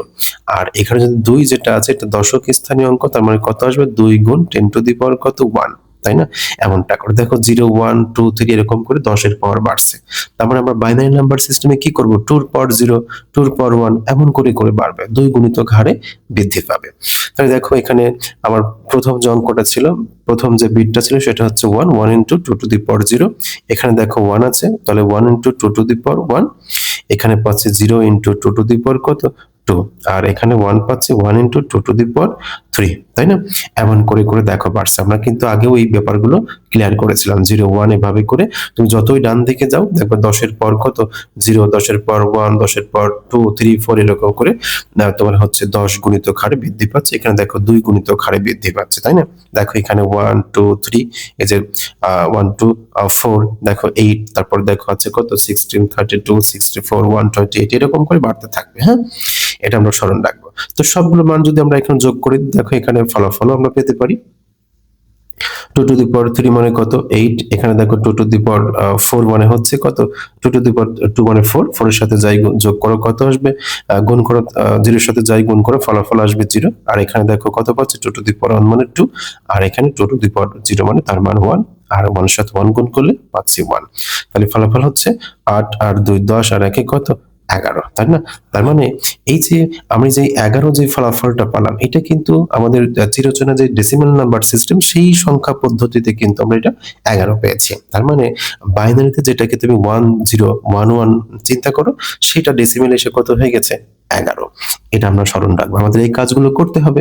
আমরা যখন সংখ্যা পদ্ধতি রূপান্তর করবো অর্থাৎ বাইনারিতে দেওয়া আছে ডেসিমেলে করতে হবে তখন কিন্তু এই প্রসেসে আমাদেরকে আগাতে হবে। আমরা একটু বোঝার চেষ্টা করবো, সেখানে বিস্তারিত কথা বলবো। আশা করি আমাদের মূল কাজই ছিল সেটা সংখ্যা পদ্ধতির রূপান্তর। আমি এখানে সংক্ষিপ্ত আকারে এই যে আমাদের যেই স্থানীয় মান যে সিস্টেমটা আছে, আমাদের যে স্থানীয় মান বা প্লেস ভ্যালু যেটা আছে সেটা বোঝানোর স্বার্থে আমি এই কথাগুলো বলছি, তাই না? আমরা পরবর্তীতে এটা নিয়ে আরো কথা বলবো। দেখো আমাদের যেই ভগ্নাংশ নাম্বারটা ছিল সেটা নিয়েও যদি আমরা কথা বলি, দেখো আমরা যদি এভাবে চিন্তা করি 10.01, তাহলে দেখো এটা হচ্ছে বাইনারি পয়েন্ট ছিল, আমাদের ডট সাইনটা ছিল বাইনারি পয়েন্ট। তাহলে আমরা এখানে জিরোর সাথে কত গুণ করব, জিরোর সাথে 2 গুণ করব, তারপর কত থাকবে 0। তারপর দেখো প্লাস 1 আছে, 1 ইন্টু 2 টু দি পাওয়ার কত 1। তাহলে আমরা এখানে ফলাফল পাচ্ছি দেখো 2 প্লাস কত 0, তার মানে হচ্ছে 2। দেখো দশমিকের বামে যে সংখ্যাটা ছিল 1 0 যেটা বাইনারিতে ছিল এটা বাইনারিতে রেখেছিলাম। এই বাইনারি নাম্বার দেখো 1 0 যেটা বাইনারিতে 1 0 সেটা দেখো ডেসিমেলে কত আসছে 2 আসছে। এরপর দেখো আমার এখানে 0 1 ছিল 0 1 ছিল। এরপরে কি করি ডেসিমেল নাম্বার সিস্টেম যেটা দেওয়া আছে দশমিকের পরের যে অংশটা এখানে সাধারণত আমরা কি করি, আমরা 0 রাখবো, 0 সাথে গুণ করব কত 2, এবং 2 পর কত হবে আমরা জানি, ডান দিকে যখন ডান থেকে যখন বাম দিকে যাচ্ছিলাম দেখো 0 1 2 এরকম করে বাড়ছিল। তার মানে দশমিক আমাদের যে বাইনারি পয়েন্ট আছে সেখান থেকে যদি আমি ডান দিকে যাই তাহলে কিন্তু কমবে, অর্থাৎ 0 এর পরে দেখো -1 থাকবে, প্লাস 1 ইন্টু 2 টু দি পাওয়ার মাইনাসের কত 2, এমন করে কমতে থাকবে। ঘাত আস্তে আস্তে কি হবে যেরকম দেখো -2 -3 এভাবে করে পরিবর্তিত হবে। ঠিক আছে, আমরা এই বিষয়গুলো অবশ্যই স্মরণ রাখবো। তো আমরা দেখো এখানে কি করেছি, আমরা 0 এর সাথে ফলাফল এখানে যাই আসুক না কেন 0 এর সাথে যাই গুণ করি ফলাফল 0 আসবে। প্লাস দেখো 2 টু দি পাওয়ার -2 মানে হচ্ছে 1/2 স্কয়ার মানে 1/4, আর 1/2 4 মানে কত 0.25, তাই না? তার মানে দেখো 2 দশমিক কত পাচ্ছি 25.25 পাচ্ছি। তার মানে আমাদের টোটাল ফলাফলটা আসছে 2.25। এটা কিসে আছে, এটা আসে হচ্ছে ডেসিমাল নাম্বার সিস্টেমে। তাহলে আমরা এখান থেকে স্মরণ রাখবো যে 2 গুণিতক হারে যেটা বৃদ্ধি পাচ্ছিল ডান দিকে গেলে কি হবে, ডান দিকে গেলে পাওয়ার 0 থেকে শুরু হবে, 0 থেকে শুরু হয়ে 1 2 3 এভাবে বৃদ্ধি পাবে, এবং বাম দিকে গেলে -1 -2 -3 এভাবে করে কমতে থাকবে। ঠিক আছে, এটা ছিল আমাদের বাইনারি নাম্বার সিস্টেমের যে বাইনারি পয়েন্ট থাকে তার ডান এবং বামে কিভাবে এই হিসাবগুলো করতে হয়। আমরা এগুলো হয়তো পরবর্তীতে আমরা তো অবশ্যই শিখবো। এখানে জাস্ট আমি একটু আলোচনা করার চেষ্টা করেছি কিভাবে এই বাইনারি নাম্বার সিস্টেমের যে পজিশনাল নাম্বার সিস্টেমটা আমরা বলি, বাইনারি নাম্বার সিস্টেমটাকে যে তার যে স্থানীয় মান থাকে প্লেস ভ্যালু থাকে সেই জিনিসটা কিভাবে পরিবর্তিত হয় সেটা আমরা এখানে একটু বোঝানোর চেষ্টা করেছি। হ্যাঁ, আমরা আমাদের যেই বাইনারি নাম্বার সিস্টেমের যে ব্যবহার বিধি সেখানে যদি আমরা দেখি যে বাইনারি নাম্বার সিস্টেমের যে ব্যবহার বিধি বা কোন কোন ক্ষেত্রে এই বাইনারি নাম্বার সিস্টেমটা ব্যবহার করা হয় এটাও আমরা পরবর্তীতে আলোচনা করব। তোমাদের যেই এই তৃতীয় অধ্যায়েরই যে দ্বিতীয় অংশটা আছে ডিজিটাল ডিভাইস, সেখানে কিন্তু আমরা এই বাইনারি নাম্বার সিস্টেম কিভাবে বাস্তব জীবনে ব্যবহার করতে হয় বা ব্যবহার হয় সেই সমস্ত বিষয় নিয়ে কথা বলবো। ঠিক আছে, এই জন্য এখানে আর আমি বিস্তারিত আলোচনা করব না যে বাইনারি নাম্বার সিস্টেম কোন কোন জায়গাতে ব্যবহার করা হয়। তো আশা রাখি আমরা যে বাইনারি নাম্বার সিস্টেম নিয়ে কথা বলছিলাম, যে বাইনারি শব্দটা আসছে বিনি শব্দ থেকে, ল্যাটিন শব্দ যার অর্থ হচ্ছে জোড়া। আমরা বিট যে শব্দটা ব্যবহার করেছিলাম, আমরা জানি বাইনারিতে দুইটা বিট আছে 0 এবং 1। বিট শব্দটা আসছে বাইনারি এবং ডিজিট, বাইনারি ডিজিট। এই বাইনারি থেকে আমরা পাইছি হচ্ছে বিআই এবং ডিজিট থেকে পেয়েছি টি, এই মিলিয়ে বিট। ঠিক আছে, এগুলো আমরা স্মরণ রাখবো। এবং স্থানীয় মান কিভাবে পরিবর্তিত হয় এবং 2 গুণিতক হারে যে বৃদ্ধি পায় সেই জিনিসটা আমরা এখান থেকে বোঝার চেষ্টা করেছি। ঠিক আছে, আমরা পরবর্তীতে কথা বলবো হচ্ছে অক্টাল নাম্বার সিস্টেম নিয়ে। তো চলো আমরা অক্টাল নাম্বার সিস্টেম কি সেই বিষয়টা নিয়ে একটু আলোচনা করি। আমরা এখন কথা বলবো অক্টাল নাম্বার সিস্টেম নিয়ে। তো অক্টাল নাম্বার সিস্টেম কি? অক্টাল নাম্বার সিস্টেম হলো কম্পিউটার বিজ্ঞানে ব্যবহৃত আরো একটি গুরুত্বপূর্ণ পজিশনাল সংখ্যা পদ্ধতি। আমরা জানি যে অক্টাল নাম্বার সিস্টেমটা হচ্ছে পজিশনাল সংখ্যা পদ্ধতির মধ্যেই পড়ে। আমরা 8টা পজিশনাল সংখ্যা পদ্ধতির কথা বলেছিলাম, তার মধ্যে অক্টাল নাম্বারটা ছিল, তাই না? তো বিশেষ করে কম্পিউটারের যে অভ্যন্তরীণ যে হিসাব নিকাশ বা মেমোরি অ্যাড্রেসকে মানুষের জন্য সহজভাবে উপস্থাপন করতে এই অক্টাল নাম্বার সিস্টেম ব্যবহার করা হয়। তো অক্টাল নাম্বার সিস্টেম বা অক্টাল শব্দটা আসছে অক্টা থেকে, এটা আমরা স্মরণ রাখবো যে অক্টা থেকে। তো এটা হচ্ছে ল্যাটিন শব্দ যার অর্থ হচ্ছে 8। আমরা জানি যে অক্টাল নাম্বার সিস্টেমে আমরা মোট 8টি মৌলিক অঙ্ক ব্যবহার করি বা মৌলিক চিহ্ন ব্যবহার করি। এর বেস বা ভিত্তি হচ্ছে কত? 8। আমরা এর আগেও শিখেছিলাম যে অক্টাল নাম্বার সিস্টেমের বেস বা ভিত্তি হচ্ছে কত? 8। কেন 8 ব্যবহার করি? কারণ হচ্ছে এই অক্টাল নাম্বার সিস্টেমে আমরা মোট 8টা ডিজিট ব্যবহার করি, 0 থেকে 7 পর্যন্ত মোট 8টা ডিজিট ব্যবহার করি। অক্টা শব্দের অর্থ হচ্ছে 8 এবং এটা আসছে কোন শব্দ থেকে? ল্যাটিন শব্দ থেকে। এবং তার বেস বা ভিত্তি কত? 8। আমরা কেন 8 ব্যবহার করি? জানি তার মৌলিক অঙ্ক হচ্ছে কয়টা? 7টা, 8টা, 0 থেকে 7 পর্যন্ত। তার মানে অক্টাল নাম্বার সিস্টেমে এই 8 বা তোমার হচ্ছে 9 এই জাতীয় অঙ্ক কিন্তু ব্যবহার করা হয় না, বা এই জাতীয় ডিজিট কিন্তু ব্যবহার করা হয় না। এটা আমাদেরকে স্মরণ রাখতে হবে। অনেক সময় আমরা বোঝানোর পরেও দেখা যাচ্ছে কোন একটা শব্দের ভিতরে যদি বলি যে এই সংখ্যাটা হচ্ছে অক্টাল নাম্বার সিস্টেম, অনেকে কিন্তু হাস্যচক উত্তরটাই দিয়ে দেয়। কারণ মাঝখানে যে 8 আছে এটা কিন্তু অক্টালে ব্যবহার করা হয় না। অনেক সময় আমরা ভুলবশত বলে ফেলি। তো এটা প্র্যাকটিস করতে করতে হয়তো আমরা এগুলো শিখে ফেলবো, ভয়ের কিছু নাই। আমরা এতটুকু মনে রাখবো যে অক্টাল নাম্বার সিস্টেমে মোট বিট ব্যবহার করা হয় কয়টা? কয়টা? 8টা। কত? 0 থেকে 7 পর্যন্ত। এটা আমরা স্মরণ রাখবো। আর আরেকটা জিনিস, আমাদের যে অক্টাল নাম্বার সিস্টেমের যেই মৌলিক বৈশিষ্ট্য ছিল সেখানে আমরা বলেছিলাম যে মূলত এটা পজিশনাল বা পজিশনাল সংখ্যা পদ্ধতির কথা বলেছিলাম। পজিশনাল বা স্থানীয় মান ভিত্তিক যেই সংখ্যা সেটা ছিল অক্টাল নাম্বার, তাই না? তো এটি একটি পজিশনাল সংখ্যা পদ্ধতি আমরা জানি। তো সংখ্যার ডান দিক থেকে অর্থাৎ ডান দিক থেকে যখন আমরা বাম দিকে অগ্রসর হই তখন দেখা যায় তার স্থানীয় মান 8 গুণ করে করে বৃদ্ধি পায়। তার মানে প্রথম সংখ্যা যদি আমি 8 চিন্তা করি, প্রথম সংখ্যা যদি আমি 1 চিন্তা করি, দ্বিতীয় সংখ্যা হবে কত? 8। তারপরের সংখ্যাটা কত হবে? তারপরের সংখ্যাটা হবে 64। তারপরের সংখ্যাটা হবে কত? 512। এইভাবে করে 8 গুণ করে করে বাড়বে। তুমি দেখো প্রথমে 1 নাও, তার সাথে 8 গুণ করলে পাবো হচ্ছে 8, কারণ 1 এর সাথে 8 গুণ করলে 8ই হয়। 8 এর সাথে আবার 8 গুণ করে 64, 64 এর সাথে 8 গুণ করলে 512। কেন করছি? কারণ হচ্ছে আমরা বলেছি যে অক্টাল নাম্বার সিস্টেমের সবকিছু কি 8 করে করে বৃদ্ধি পায়। এটা আমরা স্মরণ রাখবো। ডান দিক থেকে যখন বাম দিকে অগ্রসর হব তখন কত করে করে বাড়বে? 8 করে করে বাড়বে। এবং এটা যদি গাণিতিক ভাষায় যদি আমরা চিন্তা করি, দেখো 1 আছে, এটা কিভাবে হবে? এটা আমরা জানি যে 8 এর পর 0 আসবে। দেখো 8 এর পর 1 হলে 8 হবে, 8 এর পর 2 হলে 64 হয়, 8 এর পর 3 হলে 512 হয়। কারণ তুমি দেখো যে আমরা যদি 8 এর পর যদি 3 দিই তাহলে এখানে পাবো 512। তার মানে আমরা যেই 8 গুণ করে করে বৃদ্ধি করছিলাম ব্যাপারটা এমন আসছিল। এবং এটা যদি আমরা অক্টাল নাম্বার সিস্টেম অর্থাৎ গাণিতিক ভাষায় যদি আমরা প্রকাশ করি তাহলে দেখো সেটা এরকম করে করে বাড়ে। আমরা এটা বাইনারিতেও দেখাইছি এবং ডেসিমাল নাম্বার সিস্টেমেও কিন্তু দেখিয়েছি, তাই না?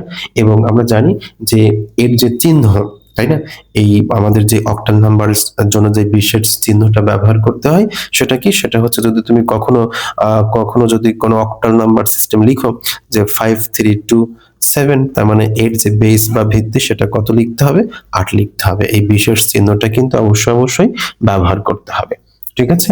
এবং আমরা আরেকটা তথ্য তোমাকে জানিয়ে রাখি, সেটা হচ্ছে এই অক্টাল নাম্বার সিস্টেমটাকে যদি আমি বাইনারিতে প্রকাশ করতে চাই তাহলে সেখানে কিন্তু মোট 3টা বিট ব্যবহার করতে হবে। অর্থাৎ আমি যদি অক্টাল নাম্বারকে বাইনারিতে লিখতে চাই তাহলে সেখানে মোট 3টা বিট ব্যবহার করতে হয়। অবশ্যই আমরা যে মৌলিক অঙ্কের কথা বলেছিলাম সেইগুলোর কথাই বলছি। একটা অক্টাল অঙ্ককে সরাসরি 3টি বাইনারি বিট দিয়ে প্রকাশ করা যায়, তাই না?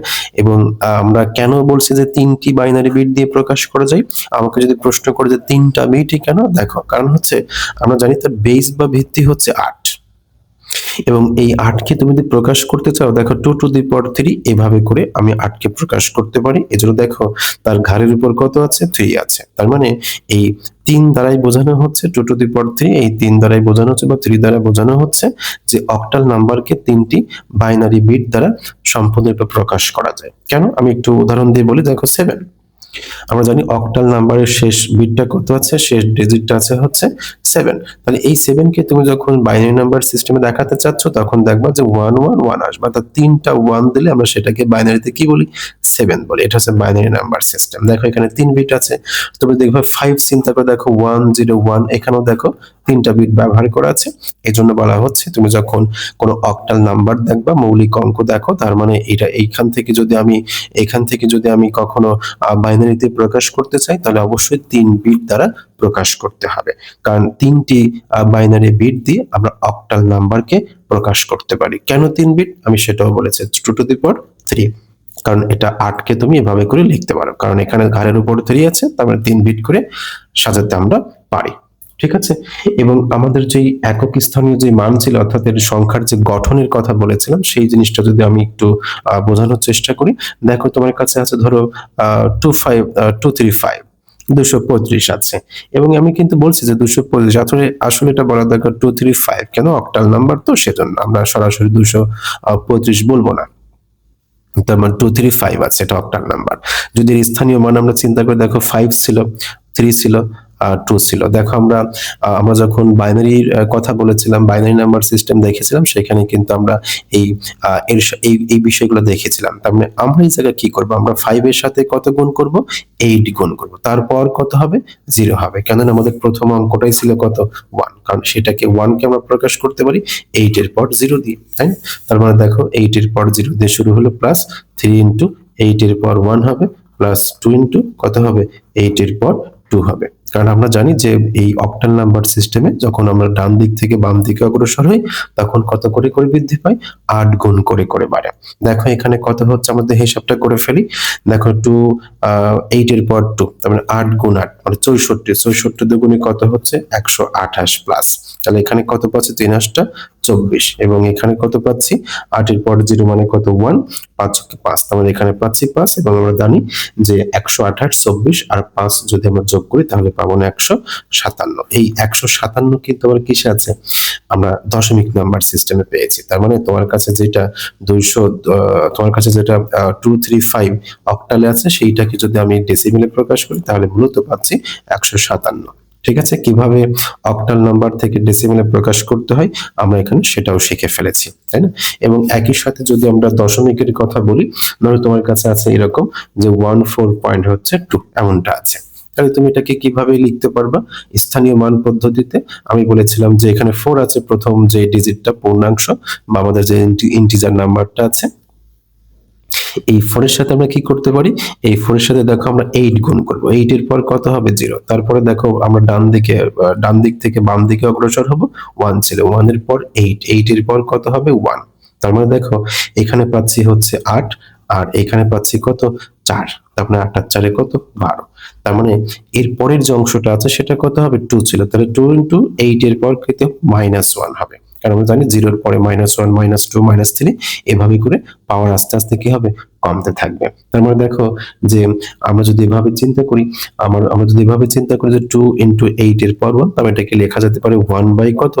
8, তাই না? 8 এর পর -1 মানে 1 বাই 8, তার মানে 8 আর 2 কাটলে 1/4 পাচ্ছি। আর 1/4 কে লেখা যায় 25 আকারে, তাই না? তার মানে এই 14.2 এটাকে যদি অক্টাল নাম্বারে চিন্তা করো, এই অক্টাল নাম্বারকে যদি দশমিকে কনভার্ট করি, তাহলে আসবে 12.25। এটা আমরা সরলভাবে ডেসিমেলে চলে আসছে। দশমিকের পরে গেলে কি হিসাব করতে হয় সেটা আমি এখানে বোঝানোর চেষ্টা করেছি।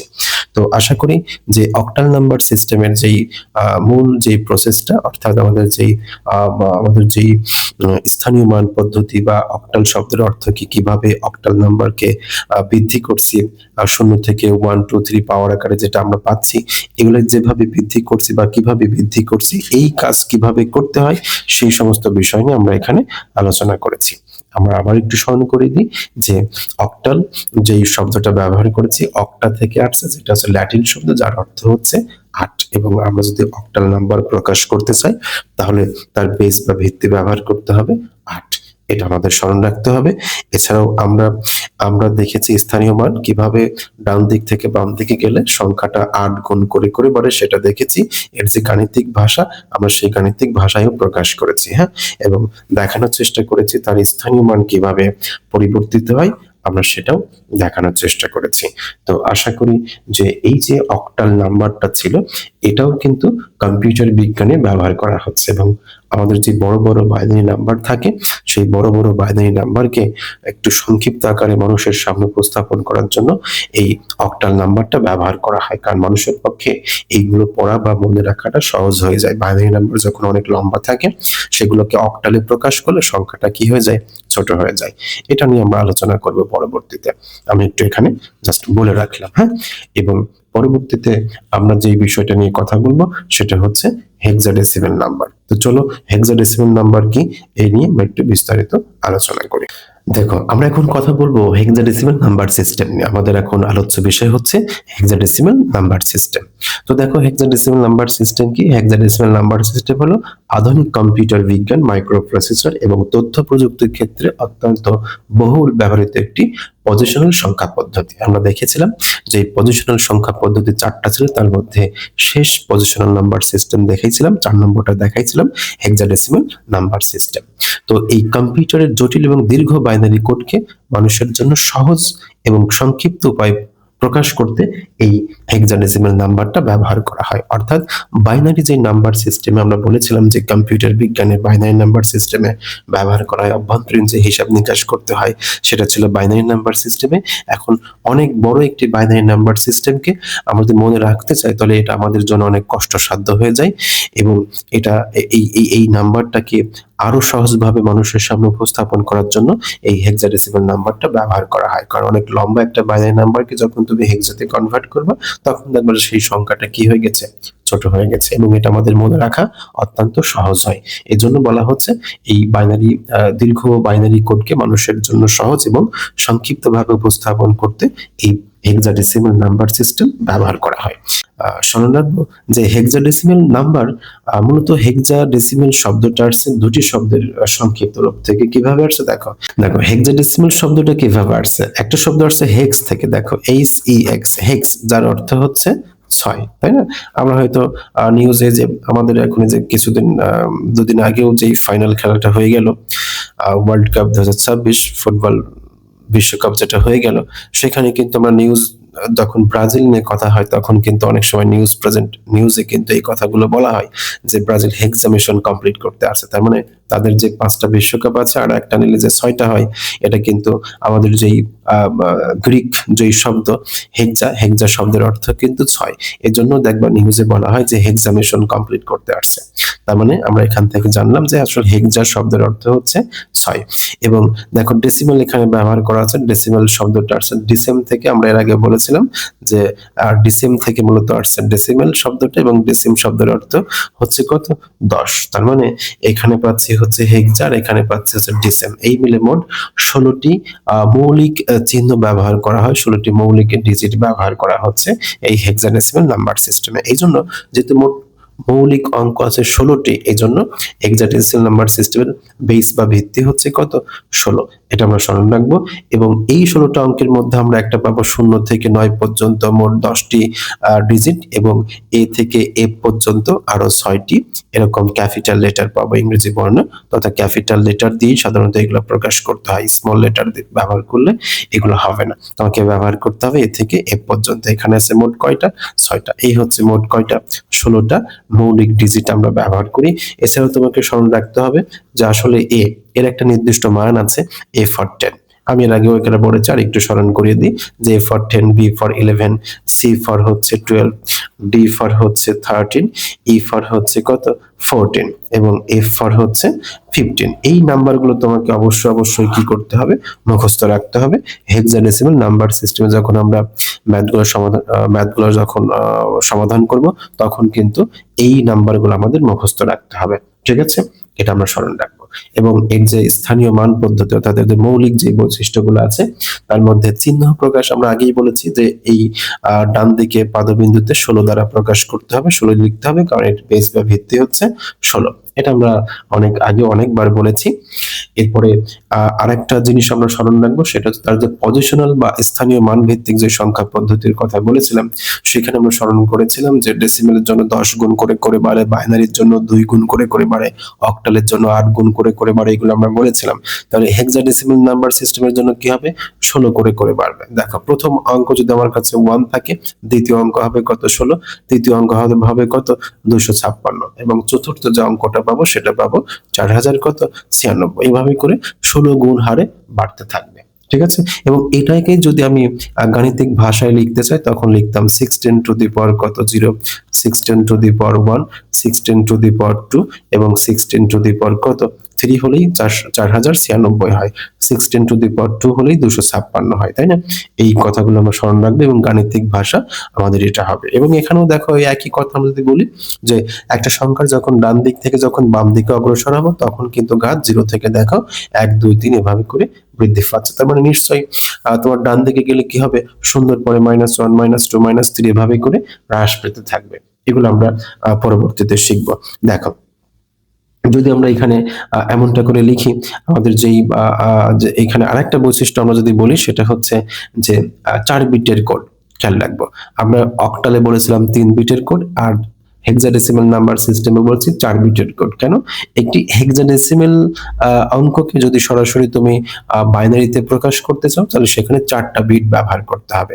অর্থাৎ 4 বিট ব্যবহার করলে কিসে প্রকাশ করা যাবে? বাইনারি নাম্বার সিস্টেমে।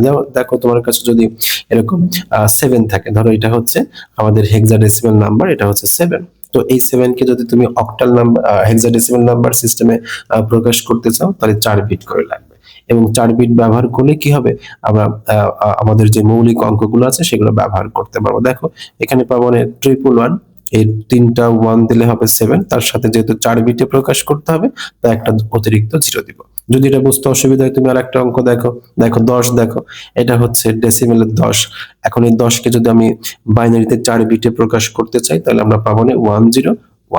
ঠিক আছে? এটা হচ্ছে বাইনারি নাম্বার সিস্টেম। বলা হচ্ছে হেক্সাডেসিমাল নাম্বার সিস্টেমের যে মৌলিক অঙ্ক 16টা আছে, সেই 16টা অঙ্ককে যদি তুমি বাইনারি নাম্বার সিস্টেমে প্রকাশ করতে চাও, তাহলে তোমাকে অবশ্যই কি করতে হবে? 4 বিটে করে সাজাতে হবে। যেমন দেখো, আমরা বলেছিলাম এফ। এফ মানে কত? এফ মানে হচ্ছে 15। তাহলে এই 15 যে সংখ্যাটাকে যদি আমি বাইনারিতে প্রকাশ করতে চাই, তাহলে অবশ্যই পাবো হচ্ছে 1111। এই যে 4টা 1 আছে, এই 4টা 1ই মূলত বাইনারি নাম্বার সিস্টেমে কত? 15। এবং এটাকে যদি আমি এটাকে যদি আমি হেক্সাতে চিন্তা করি, তাহলে এটা পাবো কত? 15। তাহলে এই যে নাম্বারগুলো আমরা প্রকাশ করছি 4 বিটে। কেন 4 বিটে প্রকাশ করছি? আমরা জানি যে আমাদের এখানকার বেস বা ভিত্তি হচ্ছে কত? 16। তার মানে এই 16টাকে দেখো তুমি 2 টু দি পাওয়ার 4 আকারে প্রকাশ করতে পারো। যেহেতু 2 টু দি পাওয়ার 4 আকারে প্রকাশ করতে পারি, এই জন্য হেক্সাডেসিমাল নাম্বারকে যদি আমি বাইনারিতে কনভার্ট করতে চাই, তাহলে 4 বিট করে করে সাজাবো। আমরা বলেছিলাম যে অক্টাল নাম্বার সিস্টেমে এটাকে লেখা যায় 2 টু দি পাওয়ার 3। কেন আমি 3 বিটের কথা বলেছিলাম? কারণ এই 8 কে 2 টু দি পাওয়ার 3 আকারে প্রকাশ করা যায়। এজন্য আমরা ওইখানে বলেছিলাম যে অক্টাল নাম্বার সিস্টেমকে 3 বিট করে করে বাইনারি নাম্বার সিস্টেমে প্রকাশ করা যায়। হেক্সাডেসিমাল নাম্বারকে আমি কয় বিটে প্রকাশ করতে পারবো? 4 বিটে প্রকাশ করতে পারবো। এই কথাগুলো একটু স্মরণ রাখতে হবে যে অক্টালকে বাইনারিতে প্রকাশ করতে গেলে অক্টালের যে মৌলিক অঙ্কগুলো আছে সেগুলো 3 বিট করে সাজাতে হয়, আর হেক্সাডেসিমাল নাম্বার সিস্টেমের যে মৌলিক অঙ্ক আছে 16টা, সেগুলোকে যদি আমি বাইনারিতে প্রকাশ করতে চাই, তাহলে 4 বিট করে করে সাজাতে হবে। এই তথ্যগুলো অবশ্যই তোমাকে স্মরণ রাখতে হবে। এছাড়াও আমরা যে স্থানীয় মান পদ্ধতি স্থানীয় মানের কথা বলেছিলাম, সেখানে আমরা যদি এভাবে চিন্তা করি, দেখো 5a ধরো তোমার কাছে আছে, বা A5 যেভাবে চিন্তা করি, এটা হচ্ছে হেক্সাডেসিমাল নাম্বার সিস্টেমে আছে। তাহলে যেহেতু এখানে 5 আছে, তাহলে এই 5 এর সাথে আমি কত গুণ করব? 16। 16 এর পর কত হবে? 0। এরপর দেখো A আছে, A ফর কত? 10। এর সাথে কত গুণ করব? 16। 16 এর পর কত? 1। কেন? আমরা জানি যে তুমি একটা সংখ্যার ডান দিক থেকে যতই বাম দিকে যাবা, কি হবে? এই 16 এর পর 1 2 3 এরকম করে বৃদ্ধি পেতে থাকবে, তাই না? এবং এখানে যে নাম্বারগুলো আসবে, আমি টোটালি যদি এখানে যোগ করে দেখাই, তাহলে কত হবে? দেখো 10 আর 16 যদি গুণ করি, তাহলে পাচ্ছি 160। আর এখানে পাচ্ছি দেখো কত? 16 এর পর 0 মানে 1, 5। তার মানে এখানে পাচ্ছি কত? 100 65, তাই না? এটা। আর যদি দশমিক সংখ্যা থাকে, দশমিক সংখ্যা যদি যে কোনো সংখ্যা যদি থাকে, তার মানে অবশ্যই কি করি, আমরা এভাবে চিন্তা করব যে 2 ইনটু কত 16 টু দি পাওয়ার মাইনাসের 1 প্লাস b মানে কত 11, তার মানে 11 ইনটু 16 টু দি পাওয়ার মাইনাসের 2। এখন এখানে ক্যালকুলেশন করে যেই ফলাফলটা পাবো সেইটা আমরা পাচ্ছি কিসে, ডেসিমাল নাম্বার সিস্টেমে। তার মানে আমরা যেই হেক্সাডেসিমাল নাম্বার সিস্টেমে দশমিকের আগে এবং দশমিকের পরে কিভাবে প্রকাশ করি সেই জিনিসটাই মূলত এখানকার জানবার মুখ্য বিষয় ছিল। আমরা আগেও বলেছি, আমরা যে 4টা পদ্ধতির কথা বলেছি সেখানে দেখবো প্রত্যেকটা জায়গাতে আমরা এই কথাগুলো বলেছি। তার মানে যে কোনো একটা বিষয় যদি তুমি ভালোভাবে বুঝতে পারো তাহলে অবশ্যই আমি মনে করি যে 4টার বিষয় খুব স্পষ্ট করে আমি বলেছি, অবশ্যই বুঝতে পারবা। অবশ্যই তুমি বুঝতে পারবা, যেহেতু 4টা বিষয় আমি একইভাবে উপস্থাপন করার চেষ্টা করেছি। তো আশা করি আমাদের যে ডেসিমাল নাম্বার সিস্টেম, আমাদের যেই বাইনারি নাম্বার সিস্টেম, অক্টাল এবং হেক্সাডেসিমাল নাম্বার সিস্টেম, এই নাম্বার সিস্টেমের যে আমাদের যেই স্থানীয় মান পদ্ধতি, কিভাবে 16 করে বাড়ছে, 16 গুণ করে করে বাড়ছে, কিভাবে 8 গুণ করে করে বাড়ছে, কিভাবে 2 গুণ করে করে বাড়ছে, এই বিষয়টাই মূলত আমরা এখানে বোঝানোর চেষ্টা করেছি, তাই না? এটাই আমাদের পরবর্তীতে আলোচনার মূল বিষয়বস্তু হয়ে দাঁড়াবে। এবং আমরা যে হেক্সাডেসিমাল নাম্বার সিস্টেমের কথা বলছি, এটা কোথায় কাজে লাগে, কোন ক্ষেত্রে এই আমরা আমাদের বাস্তব জীবনে এই হেক্সাডেসিমাল নাম্বারটা কাজে লাগে? আমরা অলরেডি শিখে গেছি যে কম্পিউটারে যে হার্ডওয়্যার বা সফটওয়্যার থাকে সেখানে ওইগুলো ডেভেলপ করতে সাধারণত হেক্সাডেসিমাল নাম্বার সিস্টেম ব্যবহার করা হয়। আরেকটা বৈশিষ্ট্য সম্পর্কে তোমাকে যদি বলি সেটা হচ্ছে কালার কোড। যারা কালার নিয়ে কাজ করে, অর্থাৎ যারা গ্রাফিক্স ডিজাইনার আছে, তারা যখন এই কালার কোড নিয়ে কাজ করে তারা কিন্তু অনেক সময় বিভিন্ন যেই কালার থাকে সেই কালারের নাম কিন্তু মনে থাকে না, মনে রাখে না। কারণ কালার কোড একটা তোমার হচ্ছে ওয়েবসাইট বা সফটওয়্যার থাকে, সেখানে বিভিন্ন রকমের কালার কোডের এরকম কোড দেওয়া থাকে। তো সাধারণত এই কালার কোড কিন্তু প্রকাশ করা হচ্ছে হেক্সাডেসিমাল নাম্বার সিস্টেমে। আমরা জানি, এই দেখো, ধরো তোমার কাছে এমনটা আছে যে হ্যাশ, এরপরে দেখো যদি 6টা এফ থাকে, এরপরে ধরো 6টা এফ আছে, তার মানে এটাকে দ্বারা বোঝানো হচ্ছে সাদার জন্য। যদি 4টা এরকম 6টা জিরো থাকে, sorry, যদি এরকম 6টা জিরো থাকে, ঠিক আছে, 6টা জিরো থাকলে এটাকে বোঝানো হচ্ছে সম্পূর্ণ কি, কালো। এবং যদি এফ এফ দেওয়ার পরে যদি 4টা জিরো থাকে, এটা দ্বারা বোঝানো হচ্ছে কি, এটা দ্বারা বোঝানো হয় লাল। তার মানে এই যে এফ এফ দেওয়া হচ্ছে বা এখানে 3টা বা 6টা এফ ব্যবহার করা হচ্ছে, এগুলো কিন্তু কালার কোড। অর্থাৎ এইচটিএমএল সিএসএস এর জন্য যে আমরা কালার কোড গুলা ব্যবহার করি সেগুলো কিন্তু হেক্সাডেসিমাল নাম্বার সিস্টেমে থাকে। তবে যদি গ্রাফিক্স ডিজাইনার হও বা গ্রাফিক্স ডিজাইন নিয়ে যদি কখনো একটু কাজ করো, দেখবে তোমার এখানে যে কালার ব্যবহার করতে হয়, আমরা কত রকম কালারের নাম মুখস্থ রাখি। এমন একটা কালার আছে যে কালারের নামটার থেকে যদি কোডটা আমি ইউজ করি খুব সহজেই কিন্তু সেই কালারটা পাই। তো আশা করি আমরা এই পর্যন্ত যে আলোচনা করেছি, যে আমাদের যেই 4টা পজিশনাল সংখ্যা পদ্ধতির কথা বলেছিলাম, এই 4টা পজিশনাল সংখ্যা পদ্ধতির মধ্যে ডেসিমেল, বাইনারি, অক্টাল এবং হেক্সাডেসিমেল নিয়ে আমরা সম্পূর্ণ আলোচনা করার চেষ্টা করেছি। তো আশা করি তোমাদের এই ভিডিওটা অবশ্যই উপকারে আসবে। একটু ধারাবাহিকভাবে সময় নিয়ে দেখতে হবে। আশা করি অন্য কোনো সাহায্য ছাড়াই তুমি নিজে নিজেই অধ্যায়টা কমপ্লিট করতে পারবা। ঠিক আছে? যদি বুঝতে অসুবিধা হয় অবশ্যই আমাদের কমেন্ট সেকশন খোলা থাকে, সেখানে জানাতে পারো, প্রশ্ন করতে থাকো, ইনশাআল্লাহ আমরা উত্তর দেওয়ার চেষ্টা করব। ঠিক আছে? আমরা পরবর্তী আলোচনায় চলে যাচ্ছি।